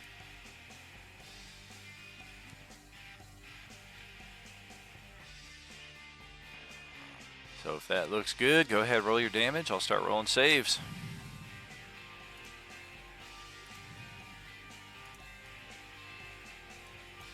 Pause the animation there.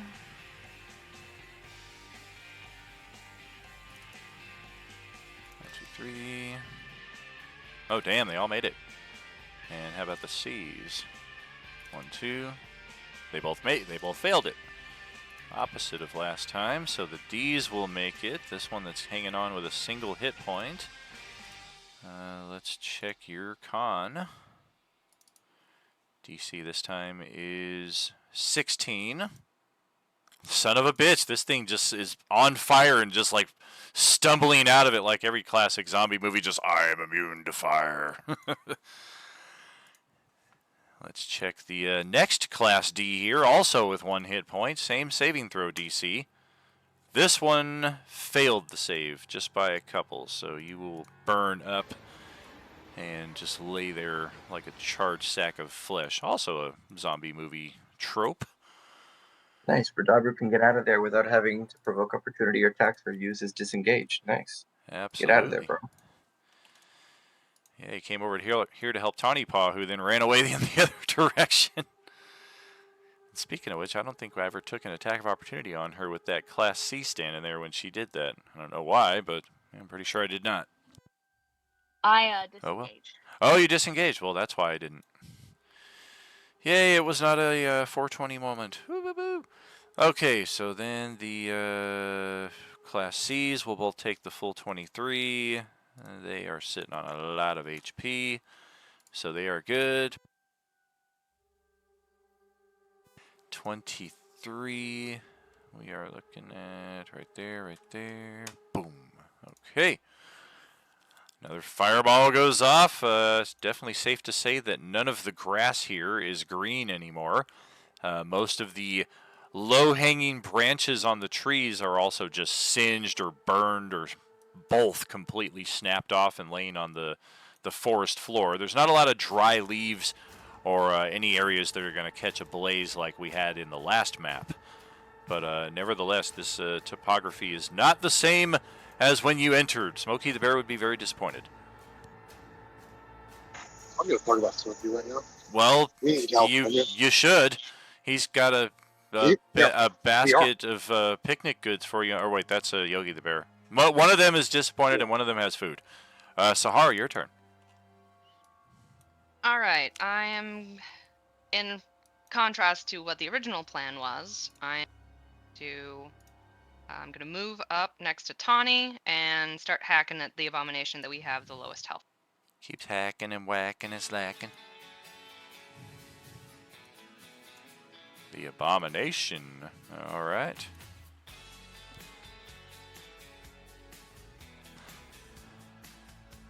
All of those will hit. On the abomination, we're looking at that now. The health bar that just keeps on giving.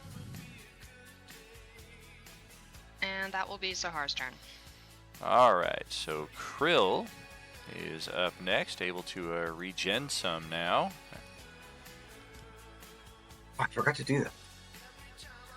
Always good to get retroactively. It's not usually doesn't become an issue unless you're up against the ropes and then it's like, oh crap, I haven't been getting my HP. I'm going to use my bonus action again to use my rogue mantle to teleport. Alright. Need to bring Nihilus back in this with his no teleport void zone. I teleport there. Whoa, alright. Out of the grapple, we'll get rid of that.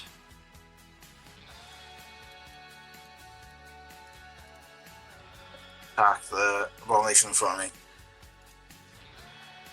Very cool. With a nice loose flank there to boot.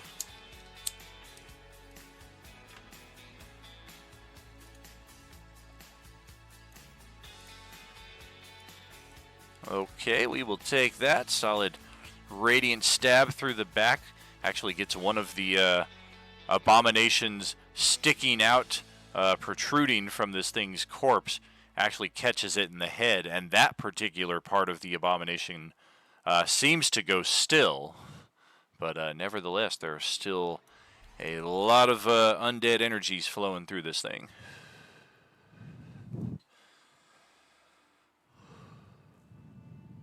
And because of my ability, Fury of the Small, if it's bigger than me, it takes an additional 7 points of damage.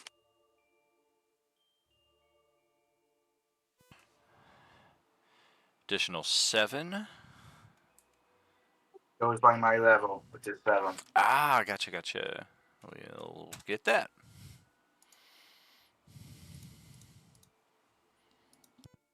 If I turn in. Okay, Elaric up next here. Definitely could use some regen.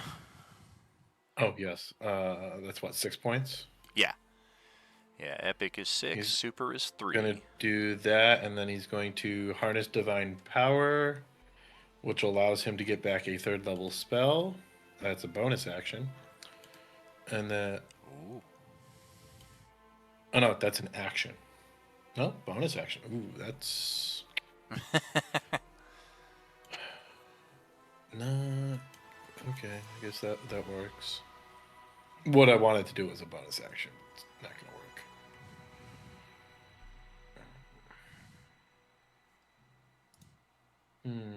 Unless you allow me to use a bonus action as an action. Oh yeah, you can always substitute up. Alright, cool. Then I'm going to use Mass Healing Word. And that's anybody within 60 feet, which is everybody. Oh no, I'm sorry. 6 creatures within 60 feet. So So this vampire, no, this no. vampire. Not doing your vampire. Sorry. So it's going to be Fenrix. So that's 9. Creature gets 9. Rodabru gets 9. That's 3. Harl gets 9. Honeypaw gets 9. And Alaric will also take the last 9.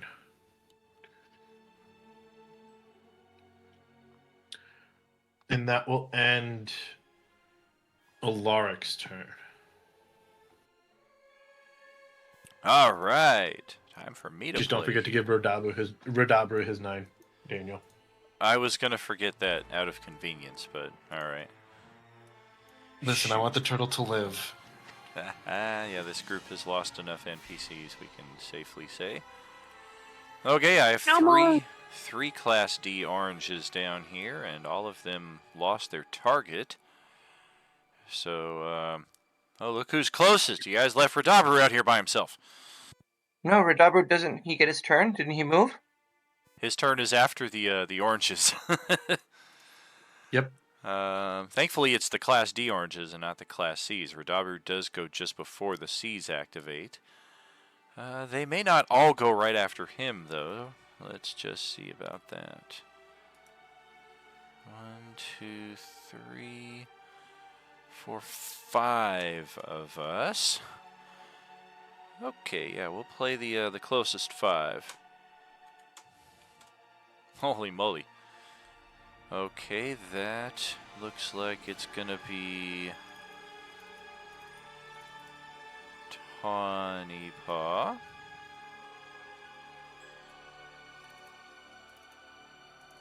Also Tawny Paw. Unpopular, what can I say?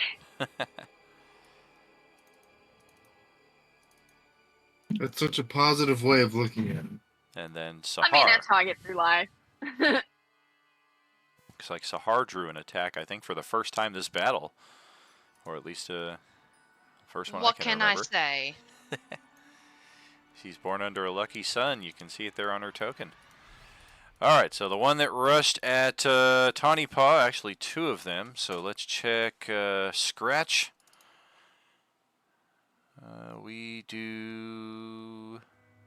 We've got flank from both of them, as a matter of fact, thanks to that abomination on your northeast. So Scratch, 23 for 5.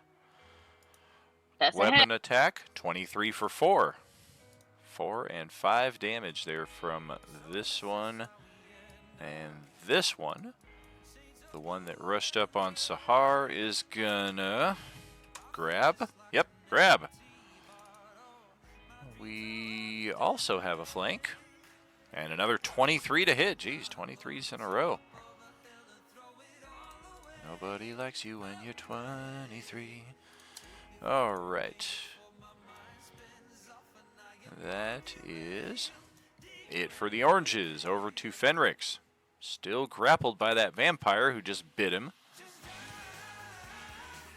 Yes, indeed. He'll bonus action. He's going to use his fighting spirit, which will give him 5 additional health temporaries, and then take 2 swings at the one grappling him. That's 21 for 3 and 20 for 4. Nice. Both of those will connect. Not the greatest damage, but it all counts. Yeah, and that will be it for him. And the booming blade expires at this point. Is that correct? That was on Alaric. Yeah, that expires at the start of the next turn. So. Of whose next turn? Because it came as part of a reaction. So it'd be till the start of the attacker's next turn. Okay. So the one that I put Booming Blade on, that effect's gone off. the one that's grappled with them. Okay. And the other one would be the abomination with Alaric. Let's see. Oh, that one also had a... Oh, yeah, I already took all the damage from it because I knew I was going to be moving. That's why I don't have an icon on that one, so a token there. Okay. All right. Look at Baushi joining us for prepping for Sunday night here. Good man, good man. I would say one of my favorite players, but I mean, that's like true of every one of you, but one of my favorite players. Ridabaru, it's your turn. Holy moly. I survived, guys! Oh crap, there's an abomination! Guys! Let's... I don't know. Let's try and kill this one. Scoot up 20 feet. Radiant bop this one to the east of us. If I can find his character sheet. Boom! Whoa! Man, this thing's awesome. It's too bad they don't make it like an axe, because like I'm so much cooler with an axe, you know? And then I will scoot my other 10 feet here to try to take advantage of the 4 times more hit points that Carl has than I do. Well, if it was an axe, then you wouldn't be able to take advantage of the blunt object. Oh, man. You got a solid point there, bro. I hadn't even looked at it that way. Red is done. The Class Cs will now activate. Oh, dear. Who are we going after? 1, 2, 3, 4, 5. I think we got...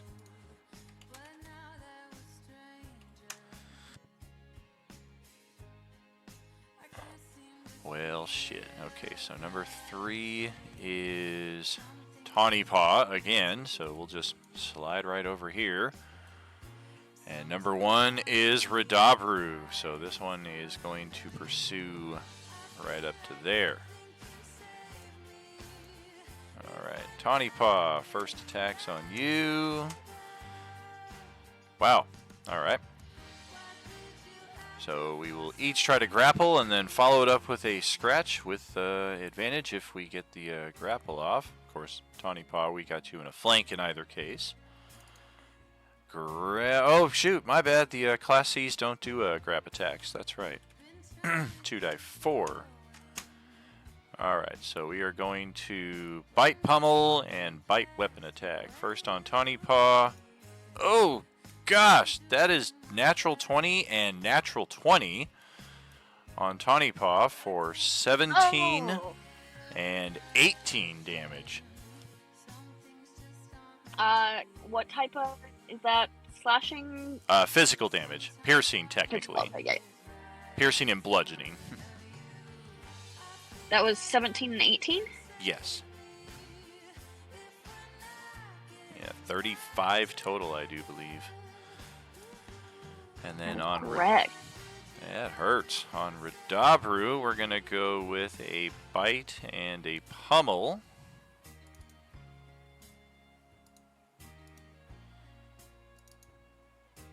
And we do not have a flank on him, so the...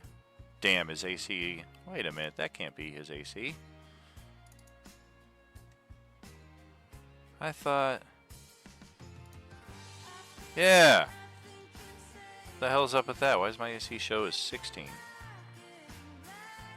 Custom... That's just doubly perplexing. Alright, but his AC is in fact 17. So the 16 will miss, the 18 will hit. Which is good, because that's the difference between 11 damage or 20 damage. He can take 11 a little bit better. And that's it for the C's. Over to the vampires. I think they're fully getting into it now. Oh dear, and they're all still alive. As alive as a vampire can be considered. We like what we're doing here against Alaric. We're just going to scoot into a more traditional flank and start with both of them. The one that's got you grappled is just going to dig its claws into your side, or try to. 22. Hits. That is 9 physical. Bite attack to follow up. A 9 with flank advantage. Nothing doing there. Second vampire is going for a grapple attack with flank. That's a 19. Hits. Oh, just gotcha, looks like. Double grapple. And that, and then we've got a bite attack. F. That is a nat... Fuck. I rolled from the wrong monster, but it's a natural 20. Let's check this. Okay, so damage would in fact be an extra die 6 and an extra 2 die 6. Crap. Okay, so we are looking at 5 plus 8. That is 13 physical, and then 12 necrotic off of that bite attack there. Technically considered a natural 20.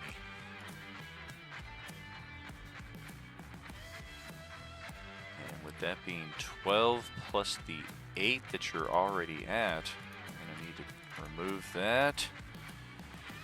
And do what we did with Carl. And add a red health bar that everybody can see to indicate that that is 20 points of damage that you don't get to heal until you finish a long rest. That is bad. That is very bad. Okay, next vampires. This one that is grappling Fenrix. Just kind of repeating the same thing we just did against, ironically, the same player. Claw attack. That's 18. Hits. 6 physical. Oh my gosh, and another natural 20 on the bite attack. Oh gosh. For 14 physical, 12 necrotic, 26 damage total off of that bite. Ooh. I'm a staffer again. Oh, Nobody's got silvery. Anyone's got silvery barbs. yeah, if we do, that'll we have help at least mitigate Don't we that. have a bard in here? Don't we have a bard in here that has silvery barbs? I have silvery barbs, yeah. Do you have the spell slot for it? It could, it'll save him 8 useful points there. of damage here. Yeah, I've got it. We'll go ahead and expend that. All right. So we're going to... Nice. Okay, so yeah, instead of natural 20, we use the 20. Instead of 14 piercing and 12 necrotic, you take 8 piercing, 10 necrotic. That 10 gets added to the 5. And now you've got your very own red health bar. We'll get rid of We that don't red. re-roll it. We don't completely re-roll it, Daniel. We do not, because we always roll with advantage, disadvantage. Silvery Barbs allows you the advantage of seeing whether it's going to work in your favor or not ahead of time. Just like using inspiration in your favor, Silvery Barbs as well. So can I go ahead and stab the lady with moving blade? Oh yeah, definitely. I think you should. I think you should probably roll a natural 20 as well to fucking make up for all the horrors that we've done here. That'll hit, just not natural 20. And plus D8 of damage on top of that. And then another Okay, boom. Yeah. Damn. It's too bad you're not hitting this one, because this is the one that's got a better chance of moving. This one's got Fenrix right where she wants him. This one's probably going to move, though, even though it'll provoke AOO from Fenrix, probably. I'm thinking we're not trying to 2 vampires gorging on one guy, even though that's exactly what we got going on up here. That's just kind of how it happened. This one is going to choose a new target. 1, 2, 3, 3 of you. 1. That's a tricky one to get to, but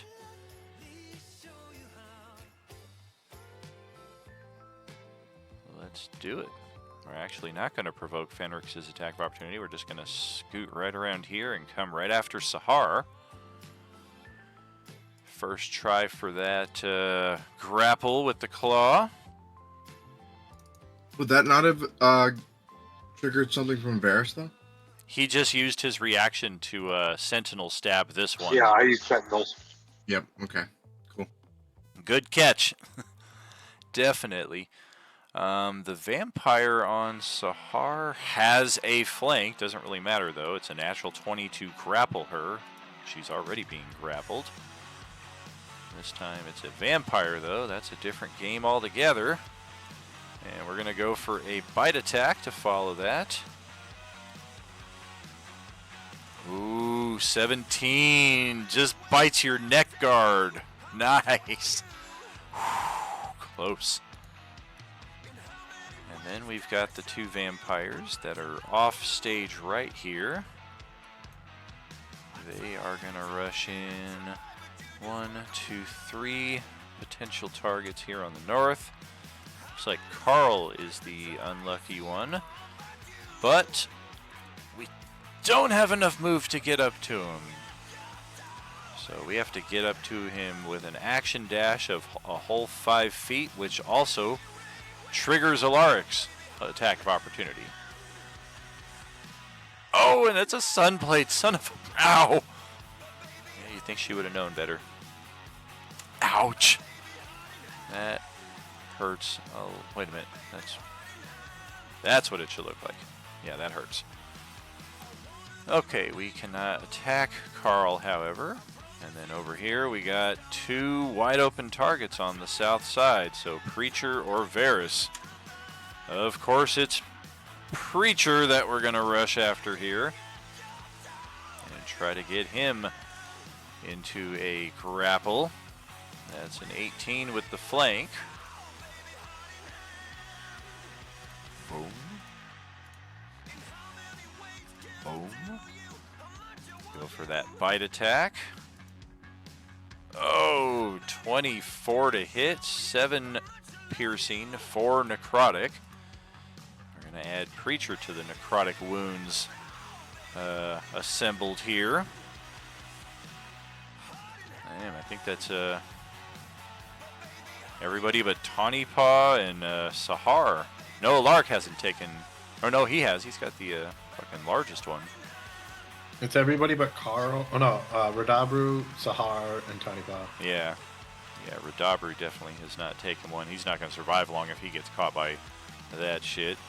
But wouldn't you know it, the Frost Giant zombie is next and is going to play the field. Number 8, son of a bitch, is Preacher. We're going to try and thread the needle here with a... Oh! Just clocked him off the side of the head with a massive rock and knocked him out. Oh boy. Well, now because of the way we play the death save, we need to add a red health bar. And there we go. Yeah, he is unconscious.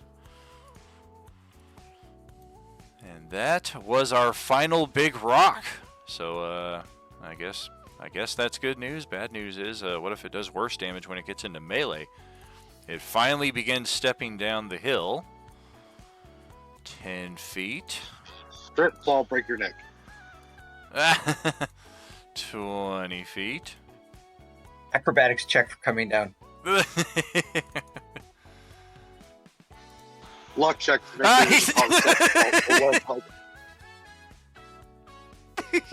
Ironically, it slips on the cold ice. He's twisted one of his ankles. He's on a 0. That's a trip, fall, break your neck. Let's see. We still have 10 feet of movement left. Yeah. Or no, 20 feet of movement left. This thing moves 40 long strides.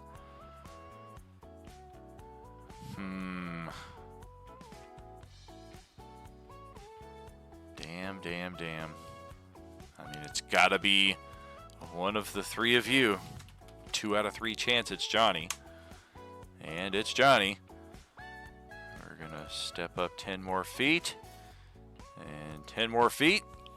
Get right up next to Fenrix. Spit on our palms. And take a swing with the great axe. Oh, God. You got knocked the fuck out, man. Down. Oh, gosh.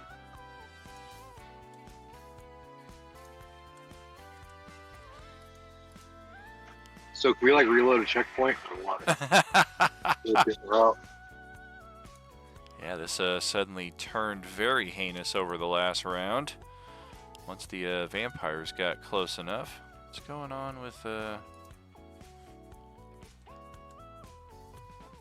It's like I can't change Preacher's hit points down to 0. Weird.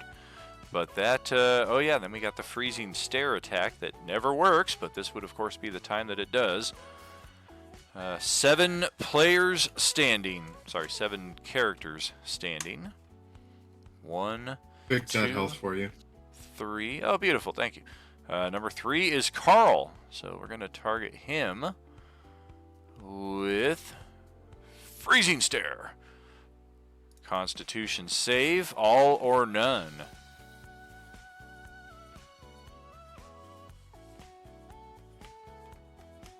Does Warcaster give me advantage on Constitution saves? I don't Think think, it does. so.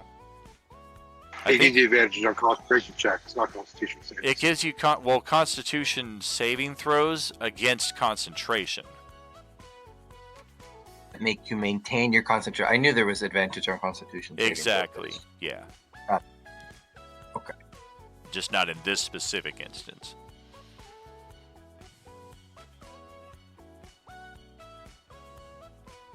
Oh boy. And inspirations and hero points on the table, of course. What do I need? 17.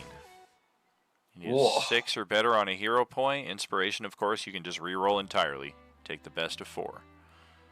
Let's do that. Oh yeah, this is a huge effect. Alright, 15 is the best we got. Hero point, you need a 2 or better on a die 8.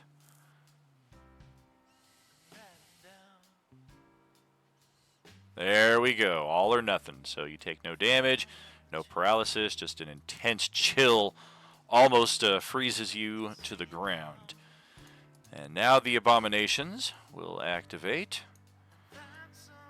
One of them, oh boy, looks like Tawny Paw, Varys, or possibly, nope, Fenrix is also knocked out, so yeah, Tawny Paw or Varys, or Carl. Looks like it's Tawny Paw. Boom, boom, boom, boom, boom, boom. Move right up here, kick that corpse out of the way. And yes, they are going to go full out barrage here on their targets of choice. This one likewise, Krill, Tawny Paw, or Sahar. Hopefully it's not Tawny Paw. That would be 16 attacks in your direction this turn. That would be savage. That would Alaric be- is also within that attack. if Oh, you wanted to Alaric count is that. right next to me. So yeah, let's re-roll that as a die 4. Of course, this time Tawny Paw is a 3. All right, Alaric has stepped up to be the target here. Hero. All right, 8 attacks at Alaric. Reroll one of those. Okay. Looks like 4 scratch attempts here with flank.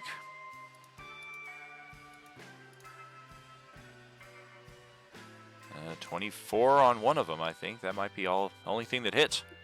Yep. And 1 bite attempt. 22. A pummel attempt. Fucking hell, 23. Just clipping away at our cleric here. The, let's see, the D4 came back as an additional pummel. A 15, a miss there, and then a grab attack. Another miss. Not that it matters when he's already grappled from 2 different guys here. All right, and then on Tawny Paw, we are looking at... Oh, dear. Let's re-roll 2 of those. Both going to come back as bites. Flank is in play. First, a scratch attack. That's a miss. A trifecta of bite attacks. Oh, I think that natural 20 is definitely getting through. Otherwise, miss, miss.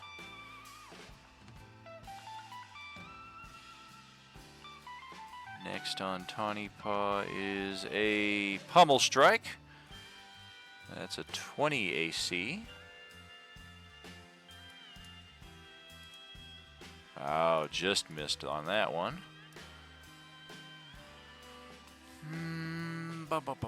Then we got 2 weapon attacks and a grab. All right. Woo. 23 to hit with a weapon attack, but otherwise that could have been a lot worse. That is it for the abominations, and based on the pacing of that last round, I think we can squeeze another one in here. Might run like 10, 15 over, but as long as there are no objections, let's have Preacher kick it off with a death saving throw here. And hope it's a That's just natural rolling 20. a 20, correct? Click on the character sheet where it says death save. Should be just below your hit points. And hopefully it's a natural 20. Oh, damn it! That's a 1 in the red right there. Up next is Tawny Paw, currently surrounded by some of the most dangerous foes on the field. Yeah, regular Sunday. I'm gonna. Didn't we bonus get like the action holy hand shift. grenade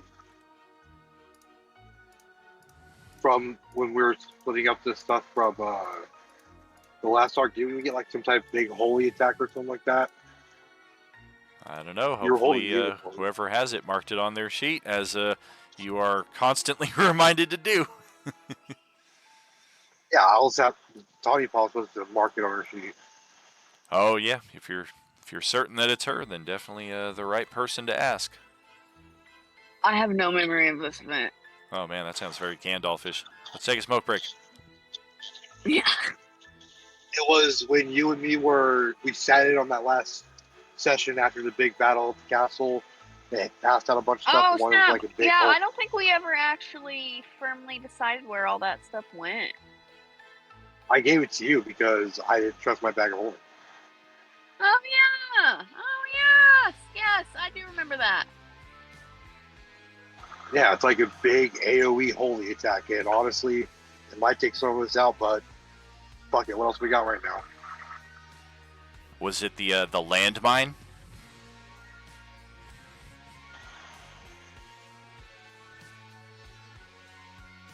I think that's what it was, but Yeah, I do my recall. Tawny Paw was right coming.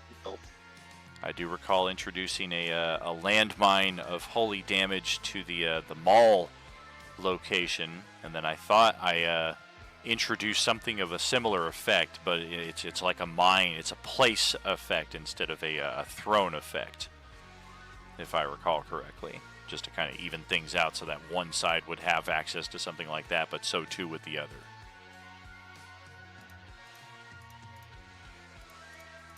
She's trying to look through all her notes real quick to see if she can find it.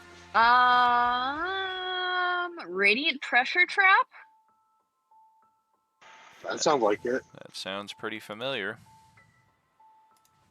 Functions as a place mine, deals damage equal to radiant fireball. Beautiful. So yeah, you do need to place it somewhere, and then something does need to step on it and trigger it. That can be you, of course.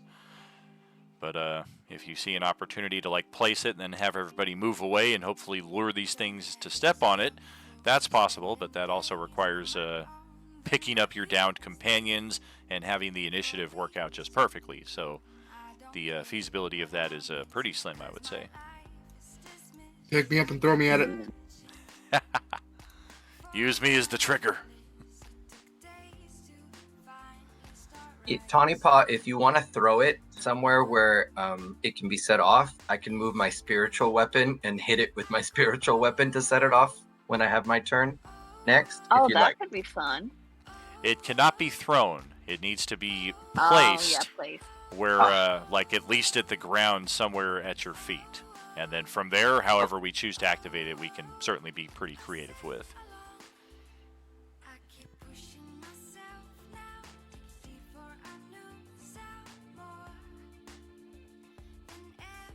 So I'm gonna do my healing or shifted, so I'll get some health back. But I'm gonna do the math for that after my turn. Don't think I have to place that thing, and I don't think I'm in a good place to do that. So I'm gonna go after this abomination diagonally to me to the north. Okay.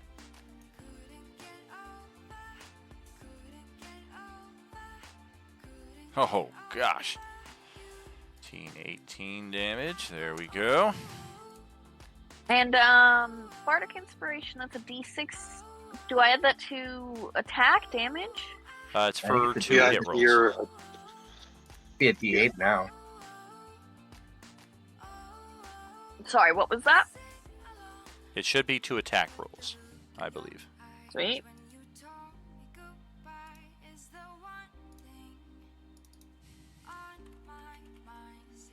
Alright, well, I did not need it, thank goodness. So I'll use that second attack on that abomination. Yeah, 1 ability check, attack roll, or saving throw. Alright, second attack will also tear through, another 19 damage. Okay. Getting there on that thing. Can start to see how these things can really present a problem if there are more than 2 of them lined up around you. I mean, they may not be the most potent offensively, but they take a while to tear through. And I think that's it for Tawny. Carl is next. Okay. I think I'm gonna shoot this guy under Tawny Paw. Stealth. I'm Alright. gonna shoot the guy. Try and take him off the map because Tawny Paw is just surrounded by too many. Sounds good. Much appreciated. Okay. Let's go. 15 for 10. Second shot will bring us to the brink of death. And we will fail that save, and yep, 2 shots, and it's dead. Okay, got him off the map. Describe to me the zombies that are surrounding me. So there's one abomination. What's the one on the diagonal, at 2 o'clock, and the one that's at 6 o'clock of me? Yeah, you've got the, you've got 2 Class Cs, the goth-looking ones. This is an abomination right here, and then this is a vampire spawn.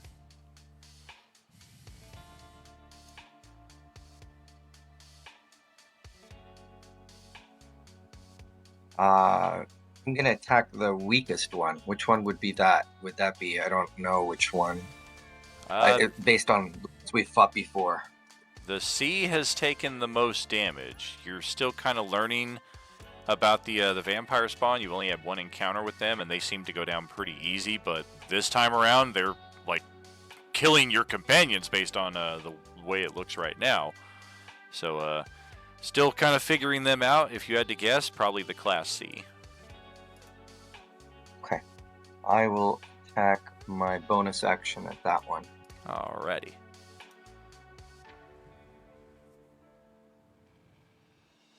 Oh, damn. Wow, a 1 is an 11 for me? That's pretty impressive. Yeah, it's very hard for you to miss these things. You can spend the inspo, of course. I will use it. Turn it into a hit. Alright. We'll take it. And that is Carl's turn. Okay. Let's see. Varys, you got the next spot. Okay, quick question. Does Fenrix regain hit points? Is he like a certain level subscriber, Johnny? No. No? Fuck. Oh, my hit points. I forgot about that again. Oh, so Fenrix doesn't for some fucking point. Okay, main action. Fenrix will get a potion of superior healing that I got from the hype train. So Supreme that's full healing. amount. So yeah, supreme healing. So he should be back to full or as That's going to full give as you he can get. 60 hit points, but you can only heal up to 49 based on the necrotic wound. So you'll be at 49. That's current max for you. Okay, and then bonus action. I'm going to take a potion of greater healing and shove it in Preacher's mouth. Okay, 4 die 4 plus 4. Hopefully give him at least like 15 hit points here or so. 4, 8, 4. Oops. Also, put his face. 4, Chug-a-lug, chug-a-lug. 4. Hey, exactly 15 15. Pretty good. Action surge. Oh, I'm like, yeah, I held on to it. nice. And I'm like, hey, 2 stabs at that fucking vampire that I've been working on for a while.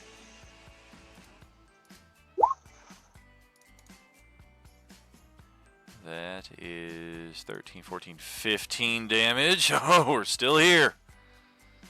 Fucking cut! Not after that.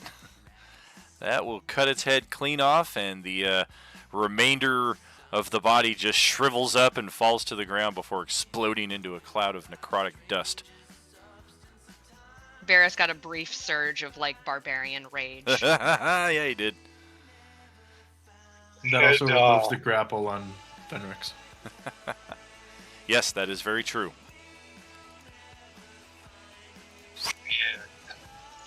My turn. That's all I fucking have.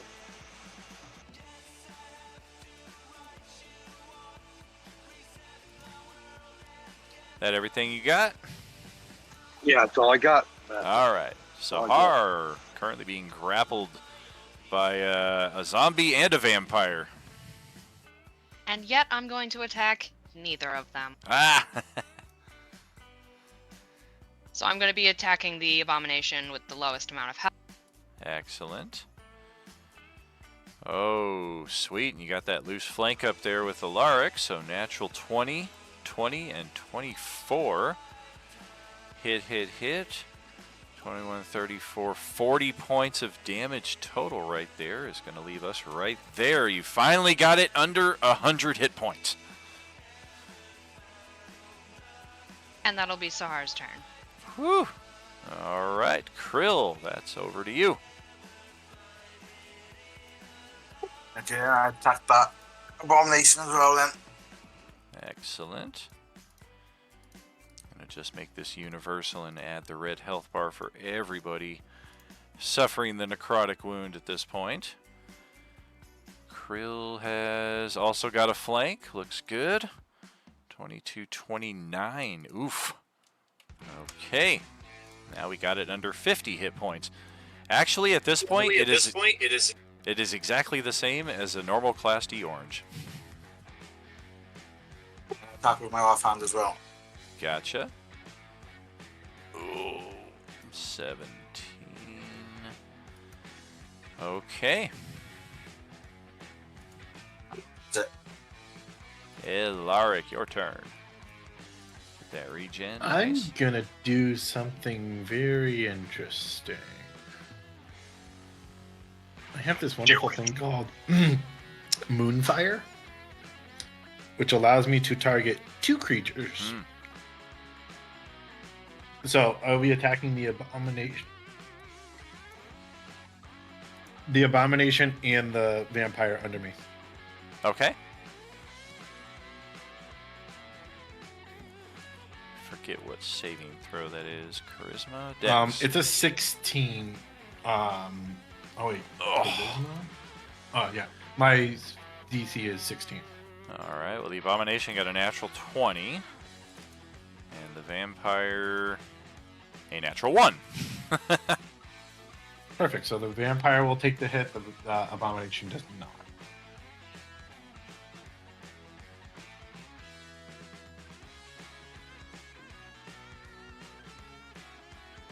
Did that count as an ability check? Or was it paying fully attention?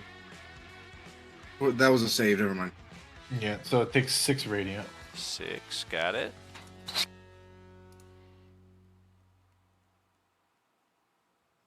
And that is all I have. Alrighty. The oranges are up. And there's only one of them. Looks like last round we went after Sahar. We got a grapple on her. This round we're going to follow that up with a weapon attack. Stab her in the back. 21 to hit. 4 physical damage. That is it for the orange. Over to Fenrix. Fenrix is going to attack the Abomination. Alright, half your move to stand up, of course. If you do not have a crossbow expert, those are at disadvantage because of the foes next to you, but they still hit. Cool. 11, 16, 24 damage total. You left me with 1 hit point. Of course. Wow, you can't even zoom in close enough to see it. Actually, no, there you go. If I move Krill out of the way, you can see it. Don't. Actually, he's undead, isn't he? No, he's not. Yes, he is. As a matter of Favorite fact, foe. He's angelic being. You can tell. No! That is 1 point. Oh, well, I do get the undead fortitude.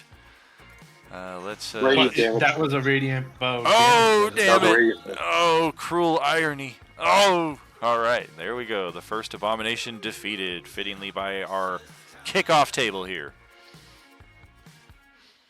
And that will end Fenrix.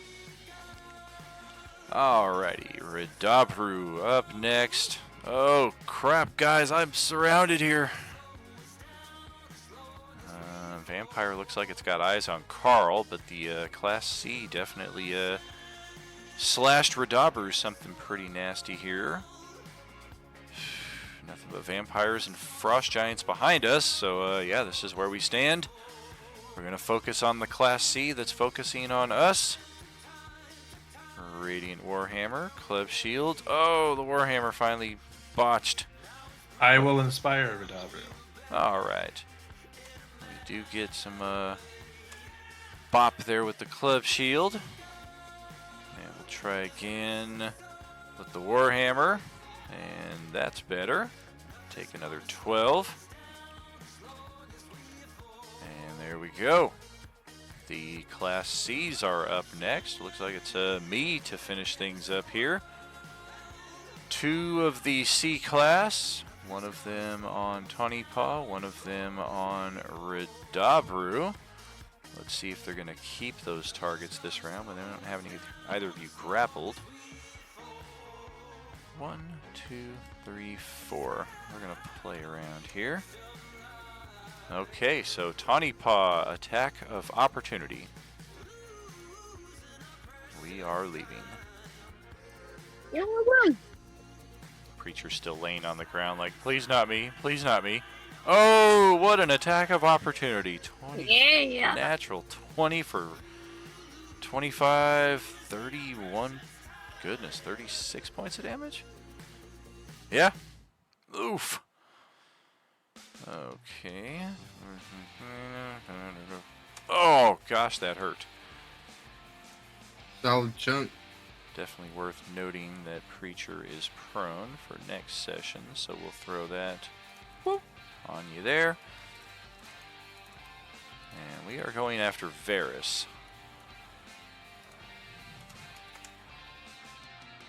Unarmed strike. This thing's just going to break into its martial arts stance and try to start kicking your ass.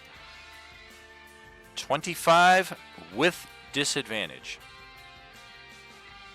for 8 physical. And then a 9, unless we have a flank bonus. We do have a flank bonus. Still not good enough. So the only one that we got through was the attack when you had your best defense up. Once we dropped it, we couldn't figure out where you were. Vampire spawn are up next, and one of them has been slain. The other 5 are still present. We'll start with the most lethal engagement right here. The double grapple, double bite extravaganza happening here. Claw and then claw, both of these with advantage. That's a natural 20 and a miss. 11 physical on Ilaric. And then same deal, both advantage, bite and bite. Oh, another natural 20 on the bite. Oh, 25 and 26. That hurts. I think we just knocked him out. Yep, I'm down. Oh dear. Okay, 8, 16, 25. 45 of his damage cannot be healed. More than half his total hit points now cannot be healed. That is scary. Death save mode for Ilaric. Keep the double grapple, of course. Next vampire spawn here is... Oh man, we're still grappling Preacher even though Varus healed us up. So we're going to stay on him. This could be really nasty. Claw attack, natural 20 because we got him flanked and prone. That's 9 damage. And then bite attack, also at advantage. Holy crap, we missed him! He's alive! Preacher Who takes... attacked Preacher? This one right here that you maybe didn't see was still grappling him. Okay, I'm a stabber. That leaves him right there. I'm a stabber. Awesome. Come on, crit. Goodness knows these things are breaking out the crits big time here. Oh! Oh, using inspiration and with booming blade on top of it. So that's 2d8 damage right now. All right. I love it. 17, 19, 25, 29 points of damage. Ow! Yeah, make her pay for it because she just ignored you entirely to hit the guy who's still, like, barely waking back up. And next vampire is grappling Sahar. We will try for that unarmed stab through the side. That is without flank advantage, so that's a 12. Bite attack is also going to be without flank advantage. That's a 9. Miss. All right, and then the final one is the one that I think was targeted first. This one looks to be the one that Johnny blasted with magic missiles forever ago, and it ran all the way over here and finally got to Carl and is going to try some action here. That claw attack is a miss, so all we can do is try to hit again with a claw attack. They both will miss. Alright, Frost Giant Zombie no longer has ranged options, but does have melee. We are not interested in feeding on the downed Ilaric, so we are either going to... No, we will definitely move here. Kind of give a little breathing room.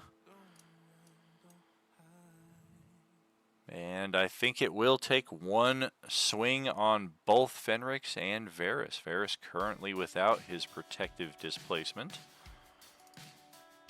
Great axe on Fenrix. 24 for 20. Great axe on Varus. 24 for 22.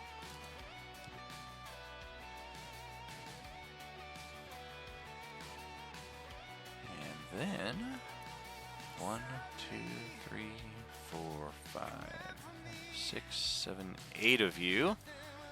We're going to make it 7. We're going to say Preacher's currently obscured thanks to his prone position. And it is... Being down has its advantages, I guess. Yeah, exactly. You got all these bodies and other people surrounding you. And Carl is second round in a row being targeted by the freezing stare. So another con save. 17 is the mark.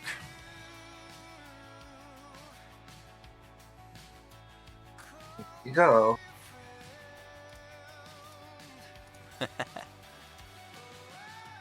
Oh, hero point to guarantee it. Let's do it. All right. Burn another hero point. Once again, the freezing stare is ineffective.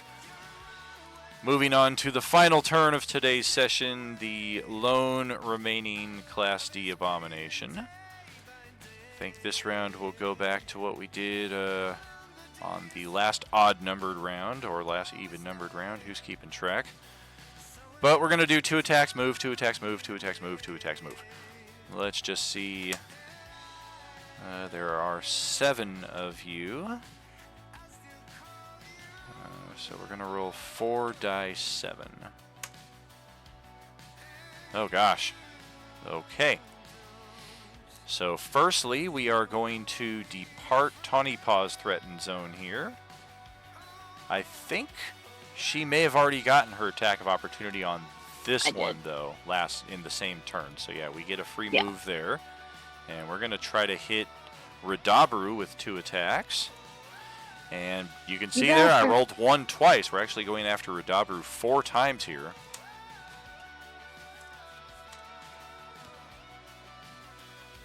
Got to re-roll 1 of those. 1 of each. A bite, a scratch, a pummel, and a grab. Actually, no weapon attack, so not quite. Scratch, bite, pummel, grab. All on Radabru. The grab will hit, as will the natural 20.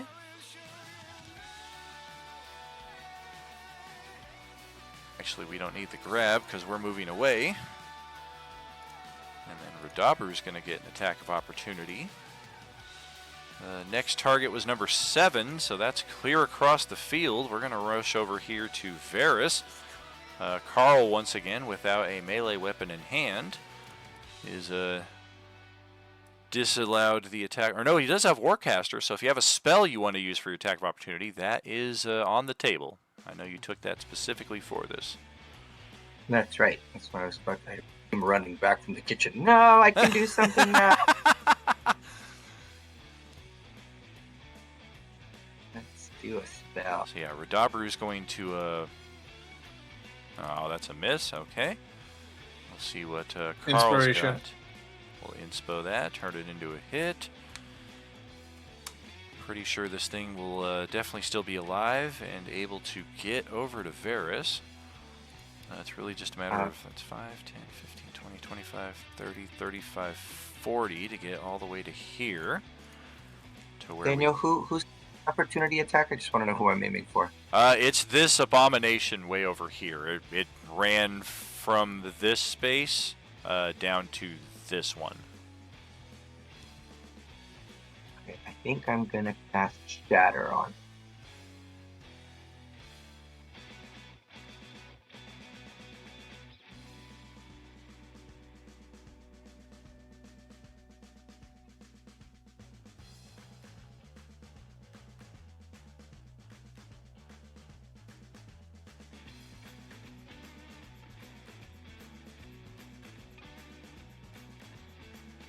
Yeah, that's what I'll do. So Constitution saving throw, my DC is 15, or he takes Oops, my bad. 3d800. I'm on the mute the whole time. So as I was starting to say, because of the radius effect of that would actually catch a large part of our allies here because it's everybody in that space. But beyond that, if I know Warcaster correctly, it has to be a touch attack that is used as the attack of opportunity. Oh, I didn't Because know this that. is like within 60 feet. One can't just like throw a fireball as an attack of opportunity, so to speak. Post the Warcaster. I don't know it by heart, but that just kind of speaks like it would be. So just cast a spell. The spell must have a casting time of 1 action and must target only that creature.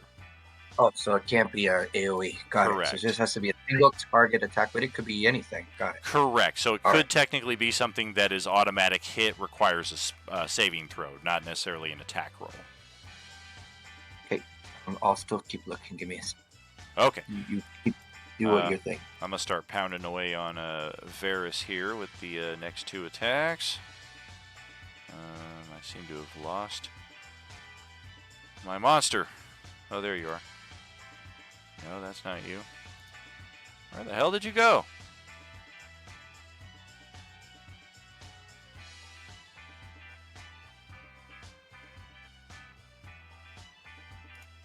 There they are. Okay. Orange Abomination. Goodness. Alright, 2 attacks on Varys. Grab attack. Weapon attack. And still have not had a chance to reset that displacement, so the weapon attack will get through. Technically the grab does as well, but we're not sticking around to hold on to you. So 6 damage there. And then the final person that we are attacking after all that is number 3. That's going to send us all the way back here. So Varys already used his reaction as well to stab her just a few moments ago. So we are able to safely run off there. 25, 35, 45, 50. This is as far as we can get, though. So our attempts to rush up to Krill are ineffective. At best, we're going to be able to attack Sahar or Tawny Paw. Firebolt, go ahead, cast that. And then even from prone, we did just exit Preacher's threatened space. So if you want to take a disadvantage attack of opportunity from your prone position, or if you have Warcaster as well, that's certainly possible. You do need to roll an attack on that one. There should hopefully be a firebolt built into the front of your character sheet. Okay, I'll look it up. It's only a 14 AC, but it does need to hit. I'm going to assume you do hit and take the damage now, because it's almost impossible for you to miss. There it is. And yeah, we'll take the 14 instead of the 9. And then Preacher, if you want to take a stabby there before we get our final 2 bits here. Oh, disadvantage, natural 1. Oh, you just stab into the dirt. I'll give him an inspiration. All right, we will take the first roll, which is what we would do with a disadvantage advantage in any situation. So we'll turn that into a hit. And then final action here on Tawny Paw is, or nope, not necessarily Tawny Paw. It could be her or Sahar. It is Tawny Paw. Scratch. Weapon attack. No flank exists, so the scratch will hit with a 24. The weapon attack is a natural 1.